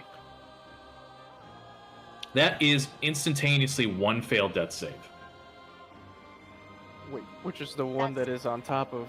I'm gonna show. Right, like just like this. This It is very attached important itself for me. to Sir Dusseldorf. As long as it's not my face. Yeah, we'll just do that for right now. That works. Okay, that is my little Jumules. Fenwick, you're up. So 1 failed death save. I'm gonna use a telekinetic shove to try to pull the Gemule off of Dusseldorf. Oh, okay, I like it. Make a strength save. Sorry, I didn't notice this. Okay, I'm gonna make a save. Oh no! You can Is this hover over gonna the cause number. It's another fine. fucking death save for me? No, luckily. He's got a luckily negative 5 modifier in strength. It rolled an 11 and got a 6. Oh. Not Yeah, so you pull the thing off. squeaky. Very Squishy. squeaky. Alright. I'm gonna move over yonder and incur an attack of opportunity. Okay. It's gonna squeak at you, and I'm gonna hit you hard. Good golly. 23 psychic. What, do I have resistance with the ring now? You do, so half, so only 11. Thank goodness. Alright, 11 damage. Alright. But I'm gonna hurt his friends back. Mm-hmm. I'm gonna cast a... Let's see what spell slot level I can do. Yeah, fuck it. Why not? Let's do the 3rd level. Oh my goodness. Bless up. I just added up this one next one. Okay. This is Thunder Khan saves for my Jumules. 1 and a 2 and a 3. All of them fail. Explosion of sound. 17, so doubling that is 27. Is 34 points of thunder. Explosion puts 10 feet away. 1, 2. 1, 2. 1 and 2. All of them wounded. Nicely done. They squeak. I'm just making sure you presumably factored in that that's thunder. Yes. Okay. 17 times 2. It didn't 34. feel like these things had 17 times 2 health, so. You'd be surprised. They I are did hit y'all were them. ganging up creatures. on them over there. I did hit them twice and only just managed to damage it. They a little tanky, just not very strong. Yes, these are alien, very sort of alien things. Yeah, I'll stay right there. Okay. All right. Full one. Would I know if Sir Dusseldorf has means of getting out if they were to be awake? You mean getting out of this fucking hellhole? Yeah. Without dying. Getting attacked. Because you need to be as far away from these things as possible. Yeah, I agree. If you don't, I can make it work. Well, Dusseldorf's a huge jackass, so he probably wouldn't have told you if he does have the ability to get the fuck out of Dodge. Have you ever cast Misty Step? He did a few sessions ago. Let me check. Because I get confused sometimes with Baldur's Gate. I think I probably have cast Misty Step. I've also cast Fly. Okay. So we are going to bonus action to move my duplicate here.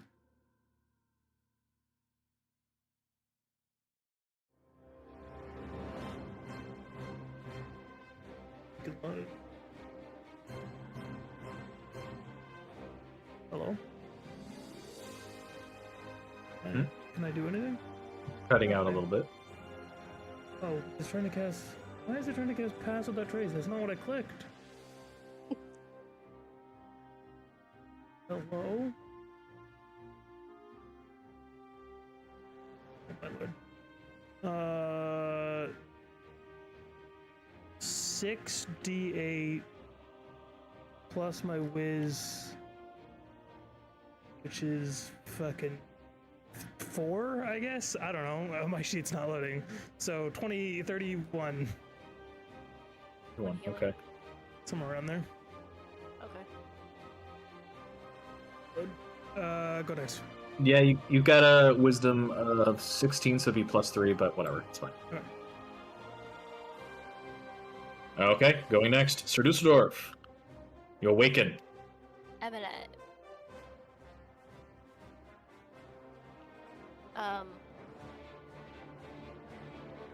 Misty Step's a bonus action, right? Correct. Because I'm pissed. Oh, baby, yes. So I'm gonna stand up using half my movement and then use the rest of my movement to plonk my ass right here. Okay. And I'm just so fucking done with all of this. Fuck all y'all. Another big baboong. Explosion of sound. Right next to these two fellows. Con save and a con save. One succeeds, one fails. The one to the left fails as the sound just kind of goes through its body and basically just like shaking jello to its max, it squelches and splats against the ground, twitching and then red into a puddle of goop. The other one succeeds and is not pushed away, but will take the full 14 pixels of health. And then I am, in fact, going to Misty Step.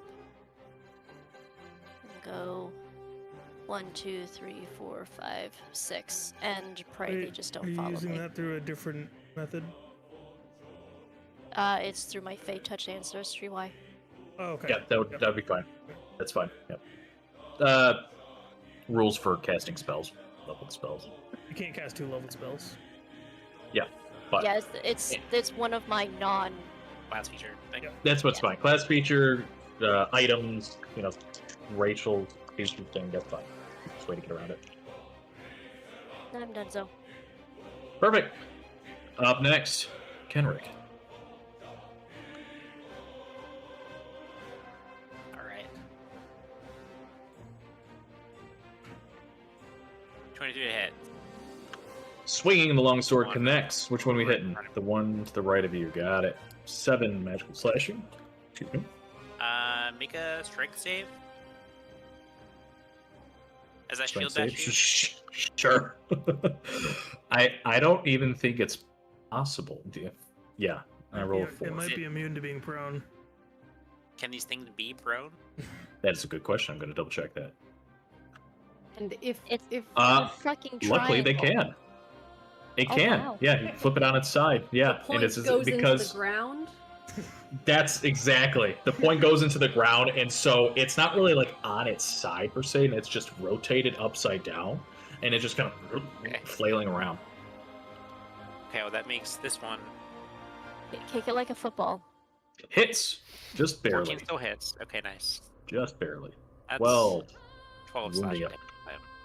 Actually, much more. God, these things are- No, I should have marked it a little earlier. That was my fault. But it's definitely really beat up.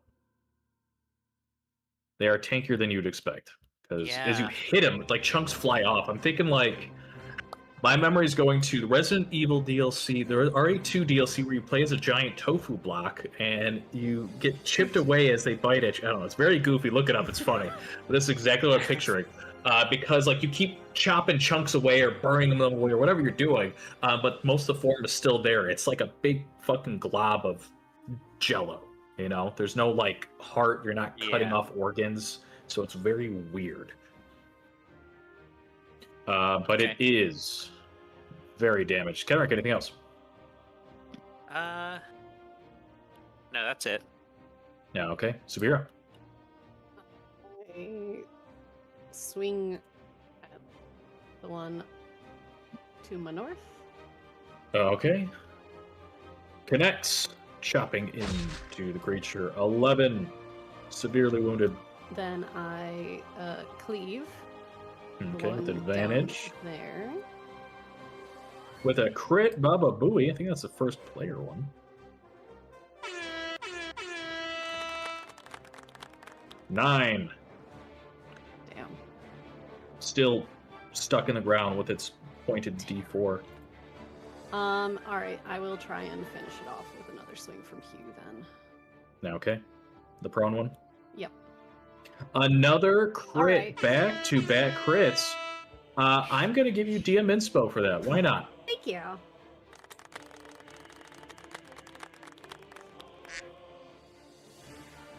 The duck approves. Slash down, splitting it into two. It squelches and just into a pile of nasty purplish greenish ooze and just squelches into the dirt. Gone.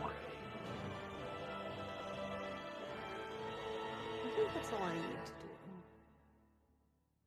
So that's it. They hate Barney. Yeah, pretty much. Yeah, these things just devoured poor Barney. They're so cute until you recognize there's just a full fucking leech mouth hidden at the base. My Gemules. So Fenwick has a ring that makes them less likely to go after them. So they're gonna do this. We're too smart for my duplicate too. Boink, boink, boink, Yeah. boink, boink. Yeah, they're moving right past your duplicate. Boing, have boing, brain. boing, boing. Boing, boing, boing, boing, boing. Alright, They that all swarm into the three of you to the east. Spira, the wounded one that you've been hacking and slashing and whacking, jumps and slams, goes wide, nowhere even close. Up next, Fulwin, a total of 2 Gemules. One swings at you, 16 as it does the northern one, 16 psychic. It tries to attach itself after the fact. Please make a dexterity saving throw.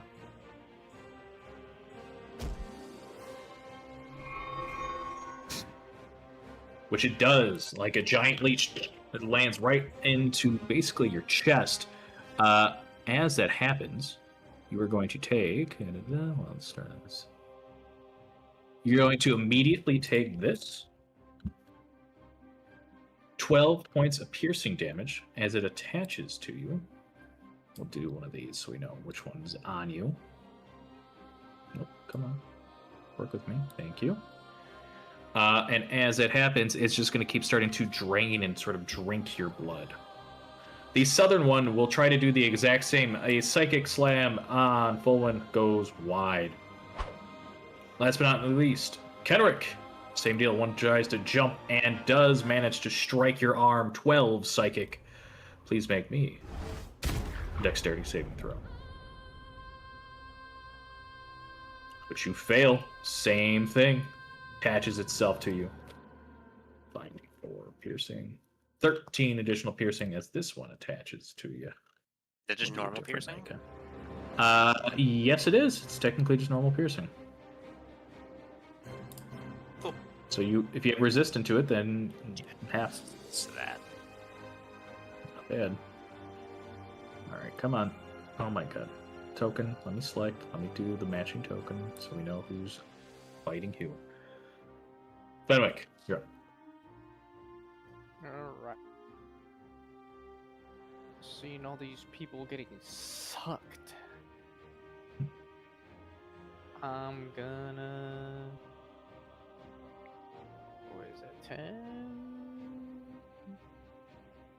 Yeah, let me go up here. 5, Guess. 10. And I'm gonna thorn whip this guy to me, closer to me. Sure. I see it.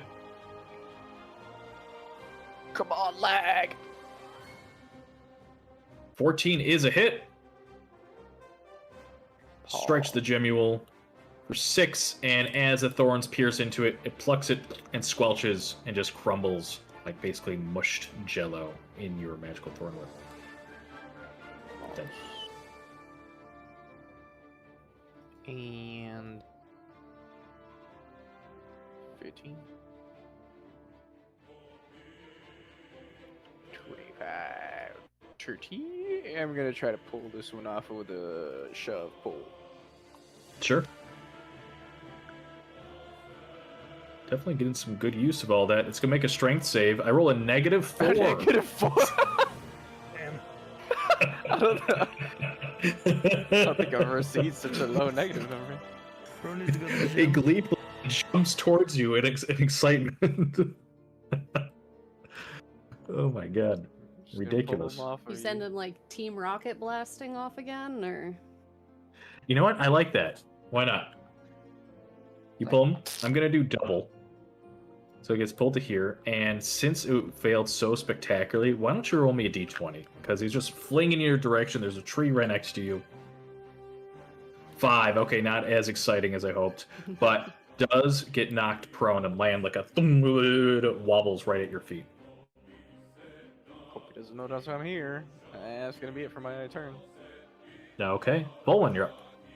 Alright, I'm gonna my duplicate to here and swap places with it, and then I will attack the wounded one, giving me advantage.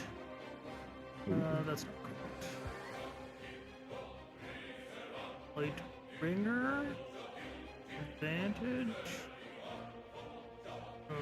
13. 13 is sadly a miss. Let me use my inspiration.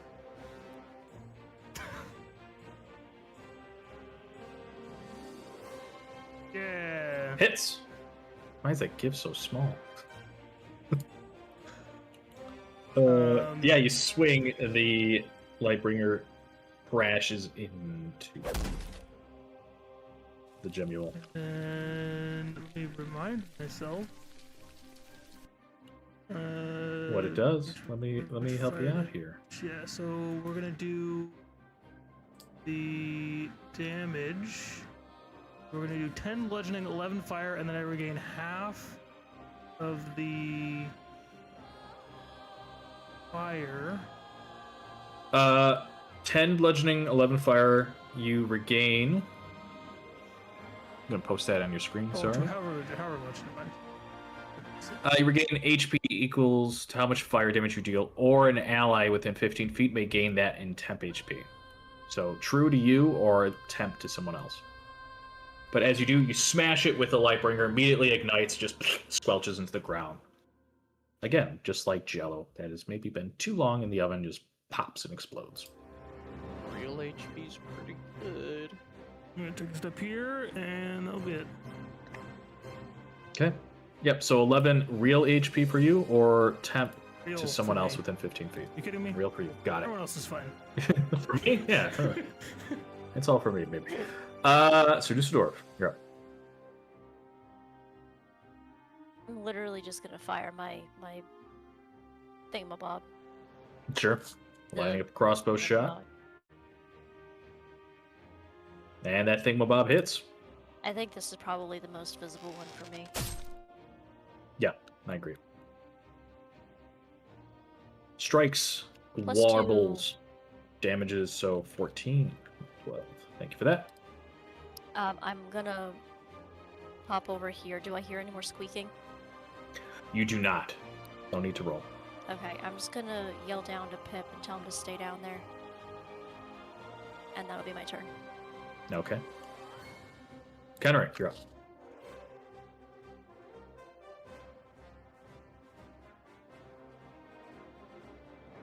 These things are small, right? Yep. Small. Technically tiny. Technically tiny? Mm-hmm. Yeah. So they're like 2 to 3 feet in height. I lied. So they're actually a little smaller than what we've been swiping at. Prone, looks like? Yeah. Yep. I'm trying to attack them. There we go. Oh my There goodness. we go. Another crit. Baba Booey. Baba Booey. One thing dead. 16. Slashing at the little Gemule. Not wounded yet. Wiggles and warbles.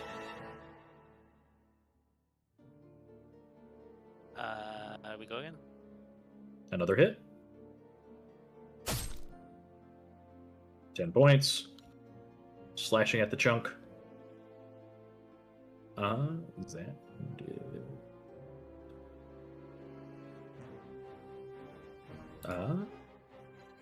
They seem like such inconsequential enemies. Like, I don't want to use, like, action surge on this idiot. Use it. So I won't. Go next. What? Okay. Yeah, but Full classic send it looks can be every time. deceiving. Sabira, All right. You, one near me. you chopping time. Okay. There's a big old hit. 17 with one swing of the axe. The rest of the Gemule splits into several pieces like sliced sashimi. Nice. Dead. All right, then I will move to here. I will attack the prone one. Power size squeak toys. Yeah. Mm-hmm. Attacking the prone one, that's a hit. Another 17, chopping away. Severely wounded, almost pixels, one might say. Very good, and I would like to cleave. Chops, do a little rotating swing, and let's see. And critically failed, finally. Swing and a miss. Can't hit them all. So that was my actions. Don't really have a bonus action that I can do right now, so yeah, that's it. That's it. Alright. The prone one springs back to life. Wink. And like two squeaky toys, they both lunge at Subira. First one. Goes wide just barely. Second one also goes wide. Not enough to do anything special. That's their whole turn. Fenwick, you're up. Yippee. I'm gonna firebolt this guy. Okay. What the heck do you mean my sheet crashed? Oh no. Do you want me to see if No. I can, No, there's the little chrome like flash sad face. Oh no. Oh no. Brr. Do you want me to cast a firebolt for you? Oh no, I'm good now. Nope. Okay. Okay, yeah, it goes wide. Did not Too small. through. But I'm gonna bully this guy. I'm gonna pull him right here, right next to me. And you Sure. sit right here, buddy. Yeah, get some attacks of opportunity, which it rolled a 2, so yeah, have at it. The two of you, go ahead. I see them cracking their knuckles. Oh yeah, it's time to bully children. I absolutely will take advantage of that. Damn it! Okay. Can I? I'm gonna use my normal inspiration. Go ahead. Well, maybe now I don't, because that was really funny. Damn it. Don't disappoint me, Spira. And where's your attack of opportunity?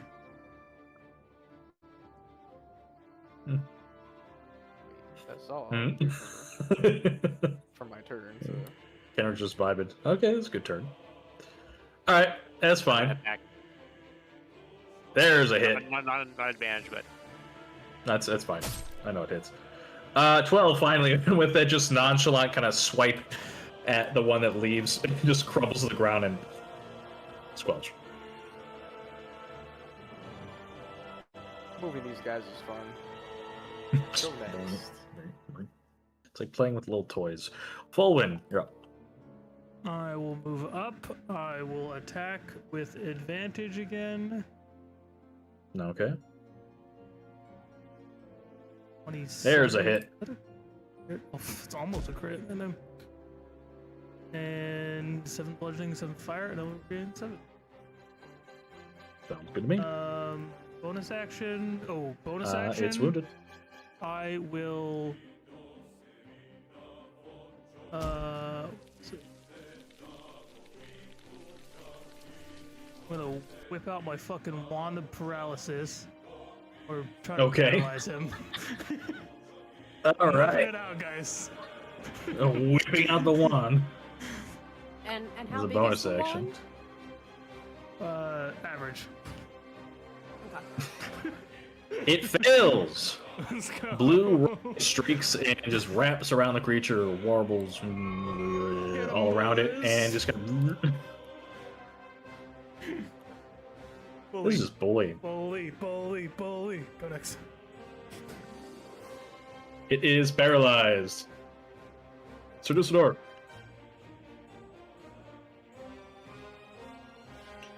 Mocking it, okay. I heard the chant bully. Okay. I know that they're probably immune to psychic damage. I don't care. Okay. I'm not gonna roll. That's as fine. you connect, trying to mock this thing. Feel free to still mock it, but all you hear back is just this like dog toy squeaking, just reverberating in your mind. I still feel like I've done the correct thing here. End turn. Then turn. Fantastic. I appreciate the RP. Kenrick, you're up.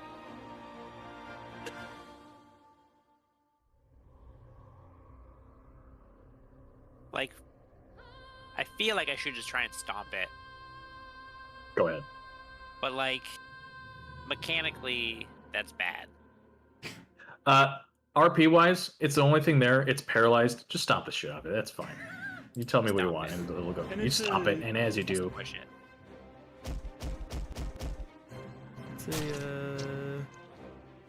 and the final squish, it just crumbles to the ground as you stomp it, and basically like stomping a big old pile of jello. It warbles and then kind of squelches at the end, and the squeaking stops.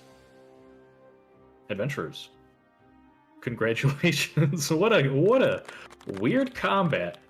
You completely incinerate all these ghouls, and then you get swarmed by squeaky toys.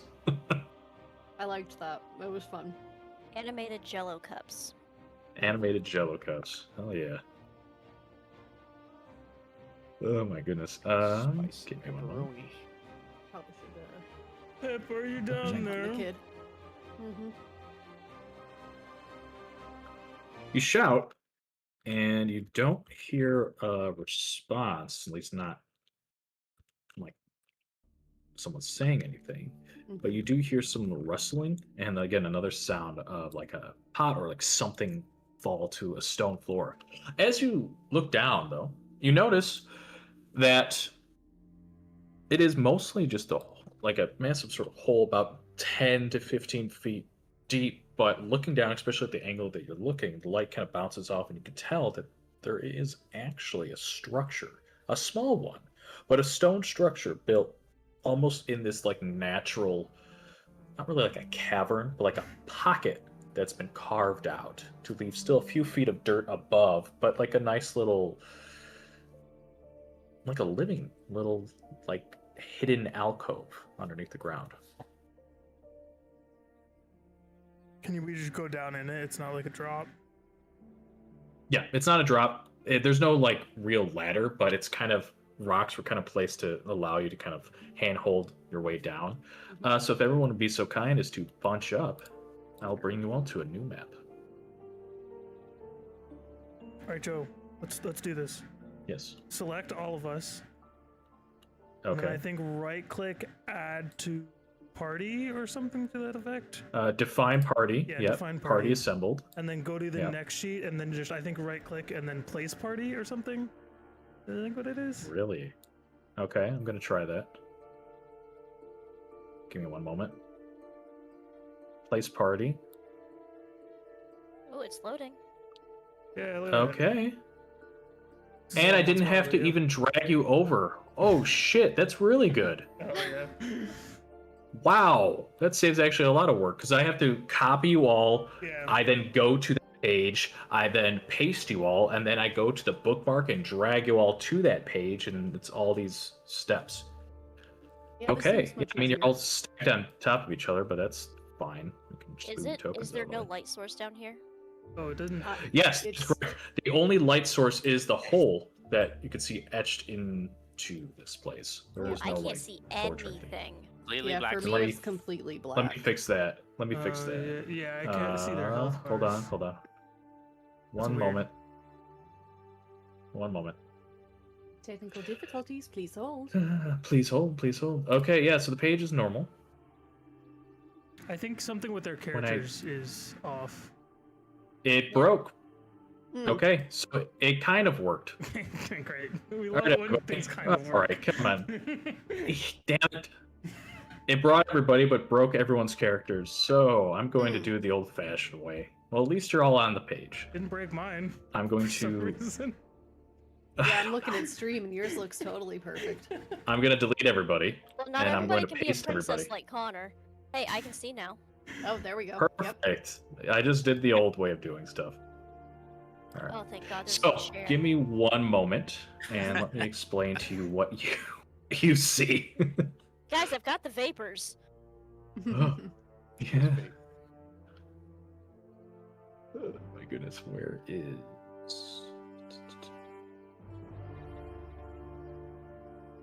Where's my notes for this? Oh, it's like combined in here.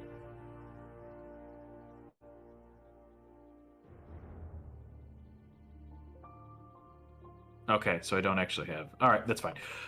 Yeah, so you climb down into. So you climb down into this this opening, and you recognize actually how this like structure's set up. That you really climb through almost like the roof of this place. Mhm.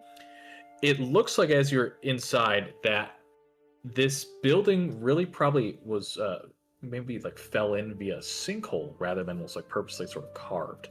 As you look around, things are kind of like somewhat askew. You like jump down the ceiling, and things are just slightly off center, but it was most likely someone's home.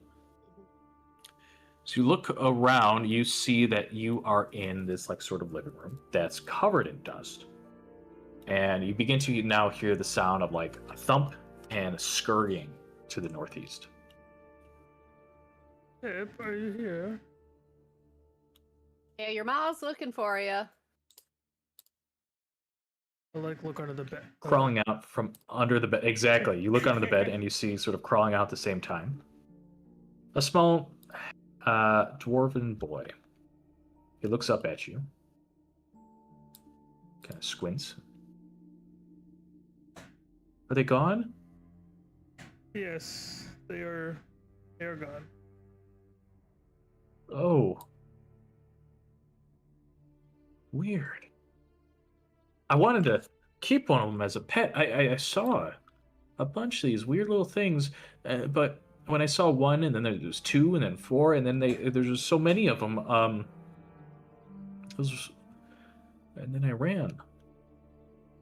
I didn't know what they want. But and then he kind of runs around and sees that you're all kind of looking. Wait! I found this. It's mine. Oh, kid, this is my clubhouse. Don't worry about it.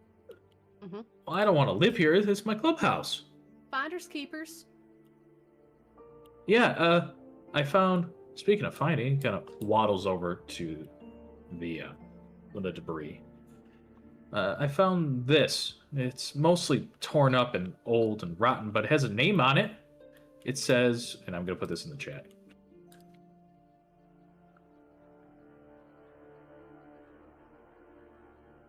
Marthengrim. Okay.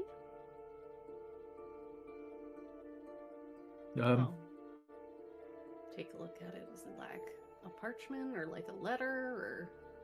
It is a journal. Okay. That is severely damaged, but says Marthengrim as like a family name. Okay. Do we recognize what type of race that name might come from, or language that? You do. But you do definitely answer this dwarf. Being not a dwarf, but definitely knows a shit ton about dwarves, it is dwarven. Okay.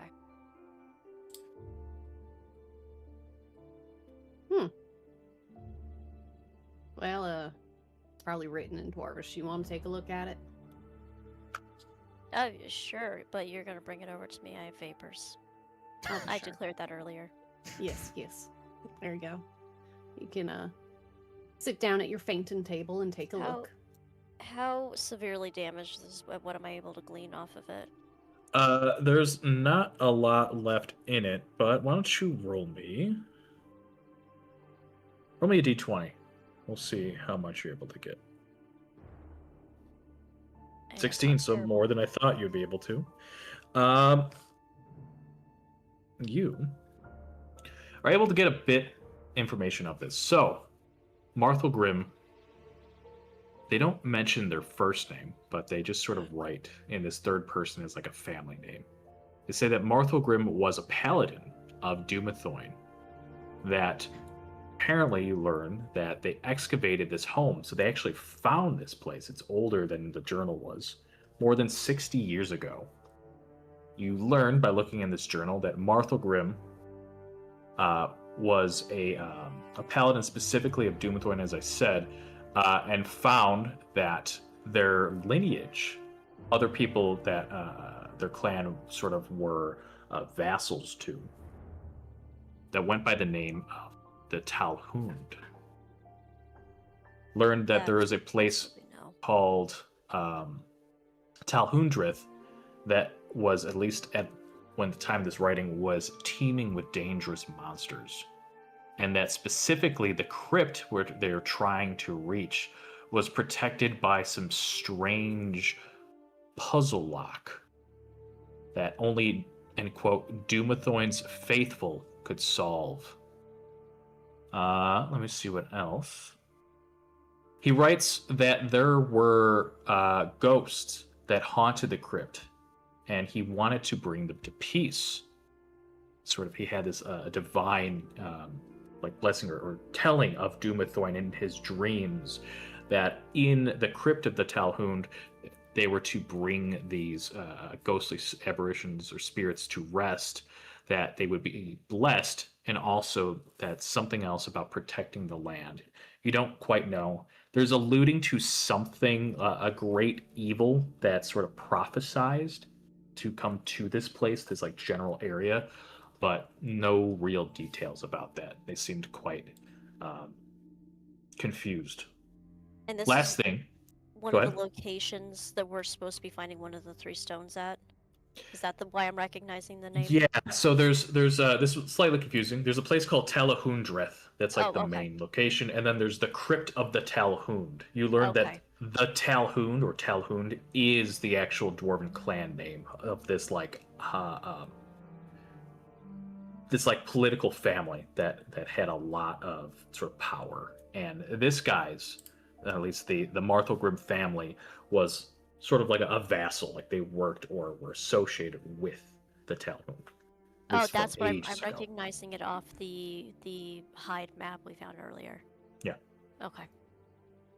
And last but not least, yep. Slightly sort of torn on the last few pages. You're lucky that this thing didn't completely collapse in your lap. But at being very gentle, opening up the pages, the last few pages sort of in this scrawled ink, sort of classic environmental storytelling in games. The ink dries up a little bit in the end, and it says that they are to meet their demise soon. As they described, a roiling heap of tentacles is what brought them to their end. His wounds are getting worse, and he fears he will not see the light of the sun one more day. And then it stops. All right, well, story time is over, children. All right. So, there's tentacle monsters in one of the places we want to go. At least. And ghosts that need to be put to rest, apparently. Also that. And also a puzzle lock. Mm-hmm. But I don't know if any of us are that faithful to Dumathoin. Do we know who Dumathoin is? Dwarven god, right? Do any of us know? Yep. As characters, yeah, especially you, Dusseldorf, would actually know, because again, you know so much about Dwarven kind that Dumathoin is one of the now main 3 gods. You know that their symbol is a gem within the mountain. They are the Dwarven god of sort of secrets and discovery. A lot of the sort of secret orders of dwarves would follow Dumathoin. They're not evil by any means, but they're the one out of the 3 gods, the one that sort of drive Dwarven kind to discover more secrets in the mountain. That sort of like greedy kind of feel of like keep digging deeper to find more secrets, that kind of idea. And out of the 3 gods, they're the main 3. It's Dumathoin, Morden, who is the true original one, the sort of all-father kind of deal. And the newest one that was joined only a 100 years ago, roughly, is Carl. They just call him Carl. My boy. It's canon, yeah. All right, And, I'm gonna ask Pip. Hey, how's your mom and Dumathoin? Are they tight? Well, my mom's not really religious. I mean, not that she doesn't have anything against it. My, I guess, first dad, he followed the gods a lot more, but he got real sick, and Mama cried for a long time. This was when I was really young. Mm-hmm. And now Mama says we have new dads, so. Mm-hmm. Mm-hmm. Well, I mean, But he doesn't remember me, but we met, but now he doesn't know who I am. Well, we're working on fixing that part. Is his mom available for adventuring? As an adventurer? No. Dang, that'd be a No. baller NPC to take with us and get through this lock. We could bring her, but I'll tell you right now, she has the stats of a commoner. So she could be brought, but she can die very easily. She's a scholar. She works in a library, basically. We can probably find something along the way, or someone along the way. Like explosives? Yeah. You know. But as to explain a little bit of the setup here, so it is a living room here. There's clearly like a kitchenette place where this guy lived, but in the southernmost room is a shrine that's still intact, and you see the Dwarven god right there, a representation of Dumathoin. Let me take a look. Yeah, you want some help? And their symbol look like this. For those that are unfamiliar, this is also the same symbol we've been using now in our other games and tie-ins. This is the symbol of Dumathoin, the gem in the mountain. The statue is of a sort of hooded dwarf with sort of armored mining clothes. They have a pick at their side. Their head is sort of bowed, their face slightly obscured. Their beard is more encrusted with, like, I mean, it's carved, but sort of gems. Their head's kind of bent down, and as if they're either searching or thinking. And they have, like, in their hands, and the carving is like a gem that's poking out.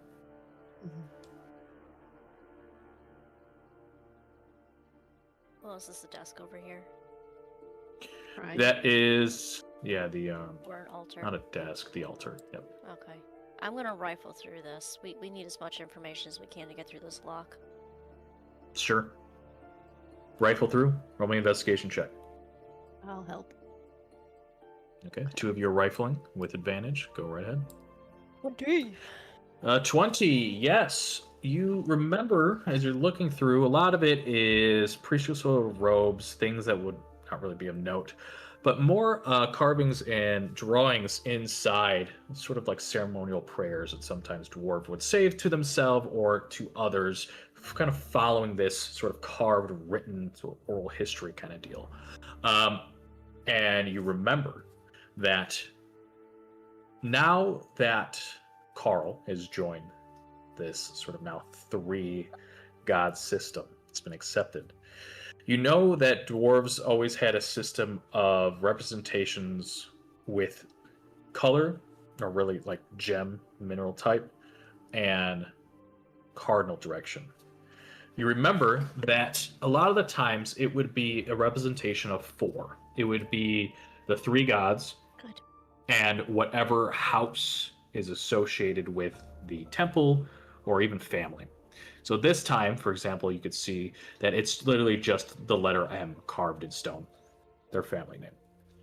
And then you see representations for Dumathoin, so a D. You see a representation for Moradin, which is sort of a little bit more of a fancier M, and a representation for Carl, which is basically just a K.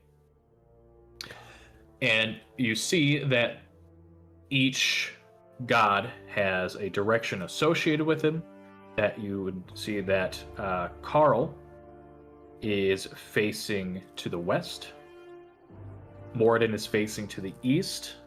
It should maybe sound a little familiar to some of you.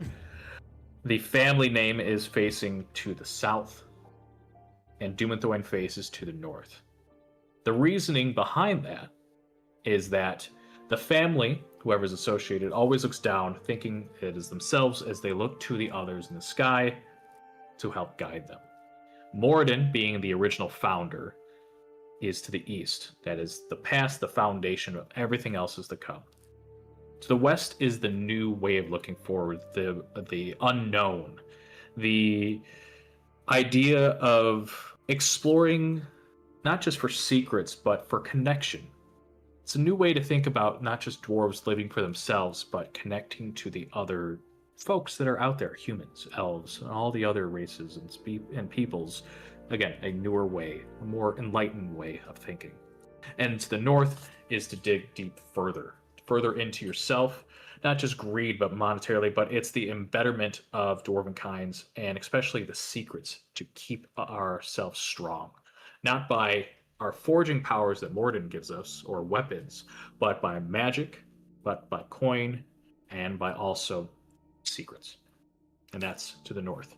Last but not least, you learned that there are 4 minerals, sort of colors associated with them. The house that's always at the temple, or yourself, would be a bronze or a copper, the kind of cheapest metal. You know that Moradin, the foundation, would be silver. That is the basis for all economy. That is the stereotypically the not just strongest, but it's like the most pure kind of idea. You know that Dumathoin is a representation of gold, like gems, wealth, money, and to buy secrets. And last but not least, being the newest one of the bunch, you learn that Carl is a representation with the onyx, or sort of platinum, these new ways, these new sort of like gems and minerals that are being used as the more modern, highest end sort of currency. So if you need me to redescribe that, go ahead, because that is quite a lot, but should be a little tie-in to our Tuesday game too.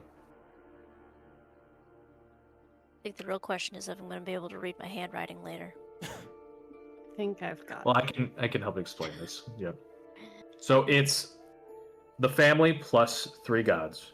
There is a cardinal direction associated with yourself and the 3 gods, and there is a a mineral or metal that's associated with each of them. Mm-hmm.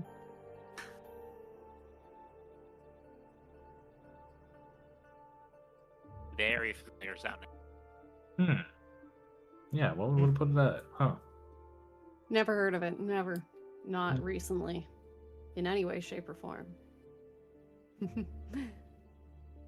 Can I discern Okay. what the original entrance to this place was? That is a good question. Your Looking at mother's the map. butt. Yeah, where are the external doors? There's no doors. Yeah, it's I'm looking at how the artist drew it. You know what? It looks like it collapsed. Fuck it, we'll just say that there were doors right here. Why not? It's not drawn, but there's a entrance door right here to a single story kind of deal.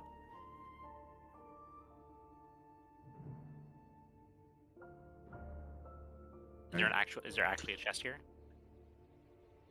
Yes, but inside is mostly just molded over clothes. You can roll me investigation check to see if there's anything of note left behind. Kenrick's trying to steal from a child. No, I was gonna ask Pip, like, hey, is this your stuff? But no, it looks like he's never even touched it. But 16, beyond the molded clothes and sort of personal effects of Marthel you do manage to find a total of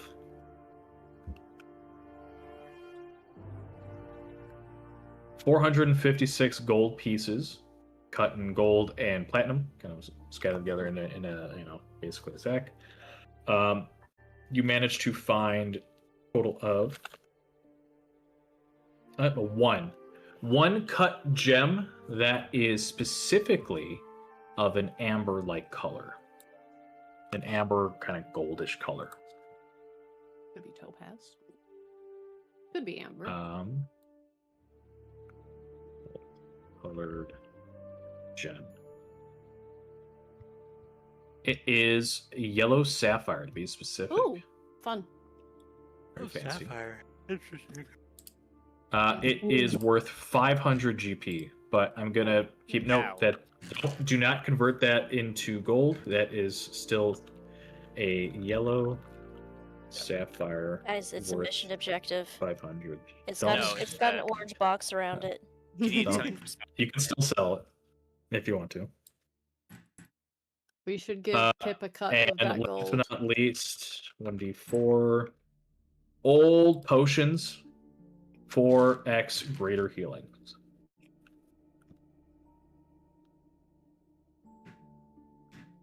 Are potions like wine where they just get better with age? You know what? Sure.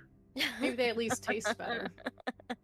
It is a risk because they might turn into a potion of poison, where it looks exactly and smells exactly like a normal potion, and then you drink it, and then that's when the DM really hates you and it's like, oh yeah, no, you don't heal. You actually take. That's 40 straight times vinegar. It's just vinegar. Pip, I'm sorry, but by order of the Lord's Alliance, I'm going to have to confiscate. Oh my god. I'll give him a cut. I need to take over. Yes, no. What do you mean? Mom will get a good, healthy cut of this gem. You're cutting a gem? You know how to cut gems? Why That's not give him Give him cut the of gold. gold. I'm removing 100 gold. Give me 100 gold. For him and his mom. He looks at it. Okay, because this is like basically gave me a kid like $1,000. Fortune. I Wow, I was gonna say, like, goddamn. Give Fortune. him one 10-year-old gold. $1,000. They don't even know what that means. I'll give Give him- him 1 gold, and I'll give his mom Okay. 99. Yep. How about that? Okay. All right, that works. So yeah, just mark off that you're giving them 100 gold, and he looks at it and says, "Thanks. Maybe I can buy some of those. There's some sweets in the store, but they said the nice lady who runs the store isn't there anymore. So I don't know. Maybe someone else can. There's Oh. candy. We're keeping an eye out for her, so she should be back soon. Okay, I'll hold on to it." Puts the gold in his mouth, chomps on it. That's what you're supposed to do, right? And then he Oh my puts it in his God. pocket. Uh-huh. It's the real deal. Mm-hmm. Everyone else take a greater healing. All 3 of you. Okay. Because I'm Okay. good at potions, so. Aren't there 5 of us? Am I counting on my fingers wrong? I yeeted one. I took one already, so there's 3 left. Okay. I'm not taking so. Okay. I have 3 now. I have a lot. Doesn't matter. Just take 1 more greater. Can You know what? I'm always- gonna drink it. I'm gonna drink that one right now. No, I have faith Stay- that stay nothing's topped going up. to happen to me. Stay topped up. Same. All right. Fair enough. Could also probably short rest. Go Also right an ahead. option. Short rest? No faith. I mean, we're also half an hour from. You're like a so half hour from town. You're that's not fine. far away. Yeah, I think we'll be okay. But When we do get to Can I town. look at the 61 out of 60 HP? I see Trying. that. I've been trying to reset it back to I 60. get it. I'm fucking So with many you. times it won't do it. Oh Okay, my just- god. Alarms blaring in the background. Please, please, I'm trying He's to fix it. cheating. He's cheating. Is that a good place to Shred end? the shoot. That is a perfect spot to end. All right. All right, and with that, so you have now discovered basically a safe house. Really, is the best way to describe it. You cleared it out. It's small. You would have to really make things work, but you now have found a spot outside of town, a half hour or so, that you can use if need be. Pip has been rescued, and fast forward, you are able to get to town. You meet with his wife. Yeah. Can we save this for next session? I have something that I would like to do before we get back to Perfect. town. We'll see. You know what? I love it. Then we'll leave it there where you are just inside of this little safe house, and we'll go from there next time. All right. Fab. Okay. Cool. Bye, chat. Bye, chat.